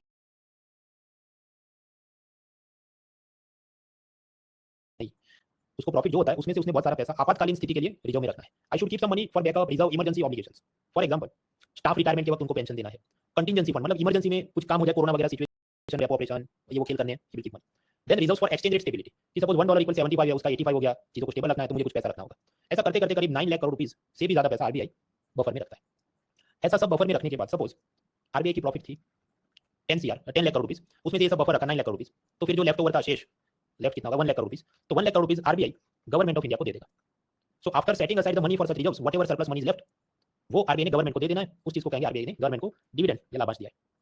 तो डिविडेंड की एग्जैक्ट अमाउंट या परसेंटेज कोई कानून में लिखा नहीं, उसमें क्या लिखा है, अच्छा तुमको प्रॉफिट हो उसमें से सब रिजर्व में रखना, फिर जो बचे वो दे देना। अब वो 1 रुपये भी हो सकता है, 10 लाख करोड़ भी हो सकता है, वो सिचुएशन पे डिपेंड करता है। Constitution, RBI act, nobody has prescribed the exact percentage और मिनिमम अमाउंट। तो यानी अलग अलग समय पे अलग अलग साइज का डिविडेंड जाता है। रघुराम राजन के टाइम पे 65,000 करोड़ का गया, 2016 में हार्डली 30,000 करोड़ का गया। आपका इतना क्यों गिर गया, तो आप सोचो, कल भी मैंने बताया था 2016 याद रखना है, डिमोनेटाइजेशन हुआ, तो उर्जित पटेल ने ये कहा कि भाई डिमोनेटाइजेशन के बाद मेरे ऑपरेशनल कॉस्ट बढ़ गए, मुझे नए नए करेंसी नोट छापने हैं, ट्रांसपोर्ट कराना है, पुराना नोट का सब नाश करना है, इसमें बहुत खर्चे हैं, तो मेरा प्रॉफिट इस बार कम है। So he give less money by citing this reason या एक्सक्यूज। अगले साल थोड़ा ज्यादा दिखाए वगैरह वगैरह चलते रहा। फास्ट फॉरवर्ड करते हैं 2019 में गवर्नमेंट ने ये कहा कि हमें तो 3 लाख करोड़ रुपए से भी ज्यादा आप डिविडेंड दे दो, क्योंकि हमें सब वेलफेयर स्कीम चलानी है, बासेल नॉर्म्स के लिए पब्लिक सेक्टर बैंक्स को रिकैपिटलाइज करना है, so give us more money. Interestingly मुझे आपको आज ये टॉपिक पढ़ाना है, और अभी 4 घंटे पहले ही न्यूज चल रही है कि एक फाइनेंस सेक्रेटरी ने बुक लिखी और उसने ऐसा कहा कि प्राइम मिनिस्टर मोदी ने किसी मीटिंग में ऐसा बोले, एक सांप है जो पैसों के ऊपर मतलब कुंडली लगा के बैठा है और हमको दे नहीं रहा है, जैसी कुछ जो भी वो सब बातें थी, वो तो ही सेड टाइप की, तो it is allegation not verified. अब देखो कोइंसिडेंस कैसे आज हमको टॉपिक पढ़ना और आज ये मतलब चर्चा में आ गया, out of all the things that could have happened ये हुआ, कुछ भी हो सकता है। खैर, तो बात क्या है कि आरबीआई बफर में या कई इमरजेंसी रिजर्व में 9.60 लाख करोड़ रुपए रखती है। गवर्नमेंट का ये कहना है कि भाई तुम इतना सब बफर क्यों रखते हो, तुम हमको सब दे दो ना, थोड़ा पैसा, सारा पैसा के छाती पे बांध के ले जाना है, गिव अस 3.6 लाख करोड़ रुपए, 3 लाख करोड़ रुपए दे दो हमको, ये सारे बफर में इतना सब मत रखो, क्योंकि हमको ढेर सारी वेलफेयर स्कीम भी चलानी है और बासेल नॉर्म्स के लिए पैसा चाहिए। उर्जित पटेल की एक्सक्यूज क्या थी कि नहीं इतना सारा पैसा मैं तुमको दे दूंगा तो फिर मेरा रिजर्व तो खत्म हो जाएगा, तो फिर जब क्राइसिस आ जाएगी, सपोज कोरोना क्राइसिस, तो मैं कैसे हैंडल करूँ, इसलिए मैं तो आपको मतलब ये 30-50 हज़ार करोड़ देता हूँ, उसी को आप खुश रहो उसमें। So government and Urjit Patel had lot of conflicts over this. फिर एक कमिटी बनाई, बीमल जालन कमिटी, कि तुम बताओ क्या होना चाहिए, 50,000 करोड़ 1 लाख करोड़ क्या डिविडेंड आइडियली होना चाहिए। अब उसने जो रिफॉर्म्स बताए, रिफॉर्म्स में समझो हम नंबर्स में नहीं जाएंगे, उसने बीच का रास्ता निकाला, ठीक है गवर्नमेंट को 3 लाख करोड़ से उर्जित कहते हैं 50, तो बीच का रखो कि इसको 1.20 लाख करोड़ में सेटल करो। What is the exact number वो हम पढ़ने नहीं बैठेंगे, सफिशिएंट टू नो कि उसने मिडिल पाथ में दोनों को खुश रखा था। उसके अलावा ये जो बीमल जालन कमिटी है, he also give some new reforms. देखिए अंग्रेजों के जमाने से फाइनेंशियल ईयर कैसे चलता था कि गवर्नमेंट का फाइनेंशियल ईयर है 1 अप्रैल से 31 मार्च। इसका इंप्लीकेशन क्या है, अगर मैं आपको कहूं कि आपका इनकम टैक्स लगेगा 0, 5, 20 या 30% डिपेंडिंग ऑन योर इनकम, तो क्या वो एक महीने की इनकम पे इनकम टैक्स है? नहीं, पूरे साल की इनकम पे है। तो पूरा साल क्या है, 1 April 2023 to 31 March 2024 is the financial year. तो पूरे साल में तुम्हारी क्या इनकम थी, सपोज 60 लाख या जो भी उससे ज्यादा होगी, तो आपको 5, 20, 30% इनकम टैक्स भरना है। उसके बारे में सेकंड पिलर में और समझेंगे। तो गवर्नमेंट का फाइनेंशियल ईयर ऐसे चलता है, लेकिन आरबीआई का अलग ही चलता है। वो लोग अपना फाइनेंशियल ईयर 1 जुलाई से 30 जून तक काउंट करते थे, मतलब इस साल का 1 जुलाई, नेक्स्ट ईयर का 30 जुलाई, तो 30 जून। So now what will happen, government कहेगी कि आप मुझे डिविडेंड दो, आरबीआई कहेगी डिविडेंड में आपको कैसे दूं, मेरा तो कैलकुलेशन बाकी है। तो वो एक एक साल में 2 बार डिविडेंड देते थे, पहले एक इंटरिम डिविडेंड, फिर फाइनल कैलकुलेशन हो जाए उसके बाद फुल डिविडेंड, क्योंकि इन दोनों के कैलेंडर मैच नहीं होते थे। फिर ये बीमल जालन कमेटी ने रिफॉर्म लिया, तो अब से क्या है, दोनों का same to same financial year है कि अब से आरबीआई का भी ईयर होगा क्या, 1 अप्रैल टू 31 मार्च। ये तो मैटर खत्म हो गया, ये बहुत बड़ी चीज नहीं है, बट कुछ ये बैंकिंग एग्जाम वगैरह में कुछ पूछे तो पता होना चाहिए कि आरबीआई का भी फाइनेंशियल ईयर सेम है क्या, 1 April to 31 March. Anyways coming back, ये जो उर्जित पटेल और गवर्नमेंट ऑफ इंडिया चलते थे, उसमें तकलीफ क्या थी, गवर्नमेंट की अपनी व्यू पॉइंट थी, उर्जित पटेल कभी कंप्लाई नहीं करता था। गवर्नमेंट ने क्या था उसको, क्या हमें ज्यादा डिविडेंड दो, उर्जित पटेल का नहीं। गवर्नमेंट ने कहा बासेल नॉर्म की जो डेडलाइन है 2019 की, बट पब्लिक सेक्टर बैंक में ये सब हम नहीं दे सकते इतना पैसा, आप इसको एक्सटेंड करो 2021 कर दो। तो उसने कहा नहीं, ये तो अभी से होगा। प्रॉम्प्ट करेक्टिव एक्शन फ्रेमवर्क कि वो बदमाश स्टूडेंट्स की प्रिंसिपल लिस्ट बनाए, तो उर्जित पटेल ने बहुत सारे पब्लिक सेक्टर बैंक्स को इसमें सब ब्लैकलिस्ट कर दिया था, उनके ब्रांच एक्सपेंशन, डायरेक्टर को सैलरी, डिविडेंड टू गवर्नमेंट, वो सब रोक रखा था। उसमें भी गवर्नमेंट रिलैक्स करो, ये नहीं करता था। Urjit Patel tight money policy अपनाता था, मतलब उसको लगता था इन्फ्लेशन से लड़ना है तो मैं तो रेपो रेट को और बढ़ाऊंगा। जबकि गवर्नमेंट क्या चाहती थी कि नहीं, माइक्रो स्मॉल मीडियम एंटरप्राइज को सस्ते लोन देने चाहिए, खासकर रूलिंग पार्टी बीजेपी और उसको जो भी स्मॉल बिजनेसमैन और उनका सब सपोर्ट है, तो उनकी इच्छा थी कि थोड़ा सस्ता लोन रखो। फिर ये पंजाब नेशनल बैंक में स्कैम हुआ, उसके बाद फाइनेंस मिनिस्टर जेटली ने उर्जित पटेल को कुछ बला बुरा कहा कि भाई तुम कुछ देखते क्यों नहीं, ये सब कांड क्यों हो रहा है, उर्जित पटेल के मेरे पास पावर नहीं है, वगैरह वगैरह। So they had many problems with each other. अभी मैंने आपको जिस बताया, अब आप देखना ये जो इधर ये जो न्यूज़ चली है आज ही आई है, मतलब कल प्रिंट न्यूज़पेपर में आएगी, तो सुकून से पढ़ना, 2-3 दिन उसका हंगामा चलेगा। जो जिस मैंने आपको बताया, अब आप इसको पढ़ना, and if you read it with open mind, ऐसा नहीं कांग्रेस बीजेपी, आप खुले मन से पढ़ो। It makes a very interesting ethical case study. सही था, प्राइम मिनिस्टर मोदी जो बोले वो भी अपने हिसाब से सही है, क्योंकि उनकी भी एक जो थॉट प्रोसेस थी, भाई ये ऐसे करो तो हमारा देश चल पाए, आप इतना पैसा लेके क्यों बैठे रहना है, when we require money to run the government and economy. Interesting case study, सुकून से पढ़ना उसको। एंड इज कमिंग बैक, अब इसका सॉल्यूशन क्या है, अगर फाइनेंस मिनिस्टर कुछ कहे और आरबीआई गवर्नर कहे नहीं मैं I do not accept, then what is the way forward. देखिए शुरुआत में वो इनफॉर्मली कन्वे करेंगे, तो मीटिंग में बुलाएंगे, कागज पे लिख के नहीं देंगे आप ये करो। अगर गवर्नर मना करता है तो फिर फॉर्मल प्रोसेस शुरू होती है। फॉर्मल प्रोसेस शुरू होती है under section 7 of RBI act. पहले प्यार से समझा रहे हैं, नहीं सुनोगे तो कानूनन हम आपको नोटिस देंगे। और नोटिस देने की क्या सीन है, हमने पिलर 1D1 में समझा कि कैसे आरबीआई की 100% शेयर होल्डिंग गवर्नमेंट के पास है। तो यानी कि आरबीआई के जो बोर्ड ऑफ डायरेक्टर है या सेंट्रल बोर्ड है, असल में तो गवर्नमेंट के लोग हैं ना वहां पर। तो अगर आरबीआई गवर्नर अलग से बहुत हीरो बने कि मैं तो नहीं सुनूंगा तुम्हारी बात, then government can pressurise him through this board, क्योंकि अल्टीमेटली गवर्नर ने ये सेंट्रल बोर्ड की इच्छाओं के हिसाब से काम करना है। So under the RBI act ऐसा सब लिखा है, सेक्शन 7(1), जनहित में भारत सरकार गवर्नर के साथ विमर्श कर सकती है। In public interest government can consult with RBI. इसका प्रैक्टिकल इंप्लीकेशन ये हुआ कि फाइनेंस मिनिस्टर इसको लेटर भेजे कि सेक्शन 7 के हिसाब से मैं तुमको बुलाता हूं, आज मीटिंग में हाजिरी देने आओ, तो इसने हाथ बांध के हाजिरी देने आनी होगी। So they order Urjit Patel to formally come for a meeting. अब उसको बोला कि ये आप करो ना, आइडियली मैटर उधर खत्म हो जाना चाहिए कि ये बोले यस वाला यस खत्म। बट सपोज ये मीटिंग के बाद भी गवर्नर बात नहीं माने सरकार की, तो फिर गवर्नमेंट क्या कर सकती है, गवर्नमेंट जाके कहेगी कि ठीक है सेक्शन 7(2) के हिसाब से हम आरबीआई के सेंट्रल बोर्ड को ऑर्डर करते हैं कि तूने ये गवर्नर को बोलो यही करना है और यही अपना मेरा वचन ही मेरा शासन है, then he will have to do it because the central board of the RBI will order him to do it. क्योंकि आप समझिए एक प्रकार से चीज क्या है, ये शेयर होल्डर है, तो गवर्नर को जो नौकरी है वो उसको सेंट्रल बोर्ड के हिसाब से करनी है। आपको फाइनेंस में तो उसको बोल सकता है, पर वो प्यार से नहीं समझे तो फिर फॉर्मली जो नोटिस भेजना है वो इस तरह से इधर से इधर पानी आएगा। सो बेसिकली सेक्शन 7(2) कहता है कि even after that problem persist after the meeting also, then government can order RBI central board to implement the directives, कि जो भी उनको लगता है कि भाई आपको कम करने की जरूरत है, या प्रॉम्प्ट करेक्टिव एक्शन फ्रेमवर्क को हटा दो, या ये जो बासेल नॉर्म है उसकी डेडलाइन एक्सटेंड करो, वगैरह वगैरह। Now in reality what happened, section 7 की नोटिस भेज के इसको बुलाया, याद बांध के गया होगा, पर फिर मीडिया ने काफी हंगामा किया कि ये तो आरबीआई गवर्नर को आप ह्यूमिलिएट कर रहे हैं, उसकी बेइज्जती कर रहे हैं, आजादी से लेकर अब तक ऐसा तो कभी नहीं हुआ, आप उसको कैसे ऐसे बुला सकते हैं, वगैरह। ऑपोजिशन आल्सो स्टार्टेड हंगामा। तो आफ्टरवर्ड्स गवर्नमेंट ने उसको कोई सेक्शन 7(2) में प्रेशर नहीं किया कि तुम यही करो या सेंट्रल बोर्ड को हम बोल रहे हैं। So after that government did not do anything after the meeting. लेकिन उर्जित पटेल को ये लगा कि अब यहाँ पर मेरा सेल्फ रिस्पेक्ट रखना मुश्किल है, सो देन ही रिजाइंड।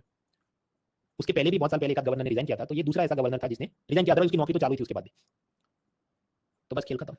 उसमें हमको कैरी ऑन क्या करना है कि आरबीआई एक्ट में ये सब पावर है। यूपीएससी ने एक बार एमसीक्यू कैसा पूछा कि कॉन्स्टिट्यूशन में ऐसा पावर है, संविधान में ऐसा लिखा है, स्पेलिंग में गलत है उसको इग्नोर करें, संविधान में ऐसा लिखा है कि फाइनेंस मिनिस्टर इसको ऑर्डर कर सकते हैं। तो भाई संविधान बना उसके अंदर आरबीआई एक्ट की बात नहीं है, इसका तो अलग कानून है। आरबीआई एक्ट में ये सब लिखा है कि फाइनेंस मिनिस्टर ऐसा करता है, तो फिर उसमें एलिमिनेशन मेथड लगा, then you get the answer. So that's it.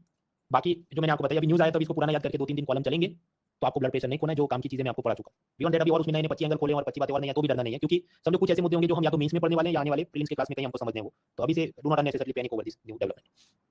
And आगे आपको बोलता हूं, कि जो पानी का प्रवाह वो चलते रहता है, आपको लगता है करंट अफेयर्स है, करंट अफेयर्स है, करंट अफेयर्स है, असल में या तो वो हो ही चुका है या होने ही वाला था। तो उसको देख के मतलब बाकी तैयारी मत छोड़ो। मैंने आपको डेडलाइन पहले भी बताया, अपनी डेडलाइन क्या है, दिसंबर के अंदर ऑप्शनल खत्म करो और फरवरी तक जीएस खत्म करो। नहीं हो रहा है तो ठीक है, ऑप्शनल को फरवरी तक खत्म करो और जीएस को थोड़ा और खींच लोगे कि वर्ल्ड हिस्ट्री वगैरह आफ्टर प्रीलिम्स जून महीने में करूंगा। That is the priority. ये सब तो चिटपुट में आते रहते हैं, that is not a priority. Time table बना के चलो, आज तो रविवार खत्म हो गया, अपन इवैल्यूएट करना कि रविवार को मैंने कितनी पढ़ाई की थी। तो खेल खत्म, ये पिलर 1 भी 2 का। नेक्स्ट टाइम मिलेंगे थर्सडे, शेयर मार्केट पिलर 1 से देखेंगे, उसके बाद इंश्योरेंस पेंशन वगैरह देखेंगे एंड सो ऑन। हाँ, तो आगे का कार्यक्रम क्या है, जो मुझे गूगल फॉर्म में सब क्वेरी आई, तो वेडनेसडे रात को 10 बजे जितनी हो सके उतनी मैं सॉल्व करूंगा, डिपेंडिंग ऑन वॉल्यूम। ज्यादा होगी तो उसमें से कुछ नेक्स्ट में और कैरी फॉरवर्ड करता। वेडनेसडे रात को 9 बजे टेस्ट होगी, जो भी हमने ये क्लासिफिकेशन और उसके बाद ये एनपीए बेड लोन वगैरह में पढ़ा है उसकी क्विज होगी। थर्सडे शाम 7 बजे नेक्स्ट हैंडआउट अपलोड होगा पिलर 1 से शेयर मार्केट, और थर्सडे से वापस अपनी क्लास चलते रहेंगे। सो नाउ यू हैव 3 डेज या 3.5 डेज, क्योंकि गुरुवार को भी तो रात को 9 बजे क्लास होगी, तो तब तक बैकलॉग कंप्लीट करो, बाकी भी सब्जेक्ट कंप्लीट करो। It is not too late yet to fix your house in order. जैसे जैसे दिन खत्म होते जाएंगे, समझो फिर अक्टूबर है, नवंबर है, देन वो कैंसर की तरह स्प्रेड होता है। कैंसर आप जानते हैं स्टेज 1 2 3 4 में होता है। स्टेज 4 में कैंसर ऐसा होता है कि वो फैलते फैलते आपके लंग्स तक पहुंच जाए। आप कहते हो सर्जरी कर देंगे, पर आप समझो लंग की सर्जरी करके कैंसर का सेल हटाना है तो वो बहुत मुश्किल है। आपको पूरा लंग ट्रांसप्लांट करके दूसरे का लगाना पड़ेगा, और वो अपनी बॉडी एक्सेप्ट करेगी कि नहीं, उसकी बहुत ही चांस खतरनाक है, मतलब लो या जो रहती है। ऐसे आप अब से आपको लग जाते थे स्टेज 1 में, ठीक है ठीक है, करते करते फरवरी मार्च जाएगा, स्टेज 4 में हो जाएगा, फिर सीधा कि आपको अटेम्प्ट स्किप करना पड़े, या जैसे तैसे वो यूट्यूब के वो ब्लॉगर्स हैं उनसे 100 मोस्ट इंपोर्टेंट टॉपिक पढ़ के मैं करूंगा, और उनके 100 मोस्ट इंपोर्टेंट टॉपिक में से कुछ नहीं पूछते, पूछते हैं तो वैसा जो उसके मटेरियल में नहीं होते हैं, और ही दिया है। तो वो उसकी कोई this is the golden opportunity. एक दो अटेम्प्ट शुरुआत के उस वक्त आप समझो आपको फैमिली का सपोर्ट पूरा होगा, खुद भी आपकी जोश होगी, जिम्मेदारियां कम होगी, जो भी वाइफ किड्स वगैरह या जॉब वगैरह, तो यही गोल्डन अपॉर्चुनिटी। एक दो अटेम्प्ट में निपटा दो इसको। I wish all the best, please take your get your house in order, best wishes, see you next time.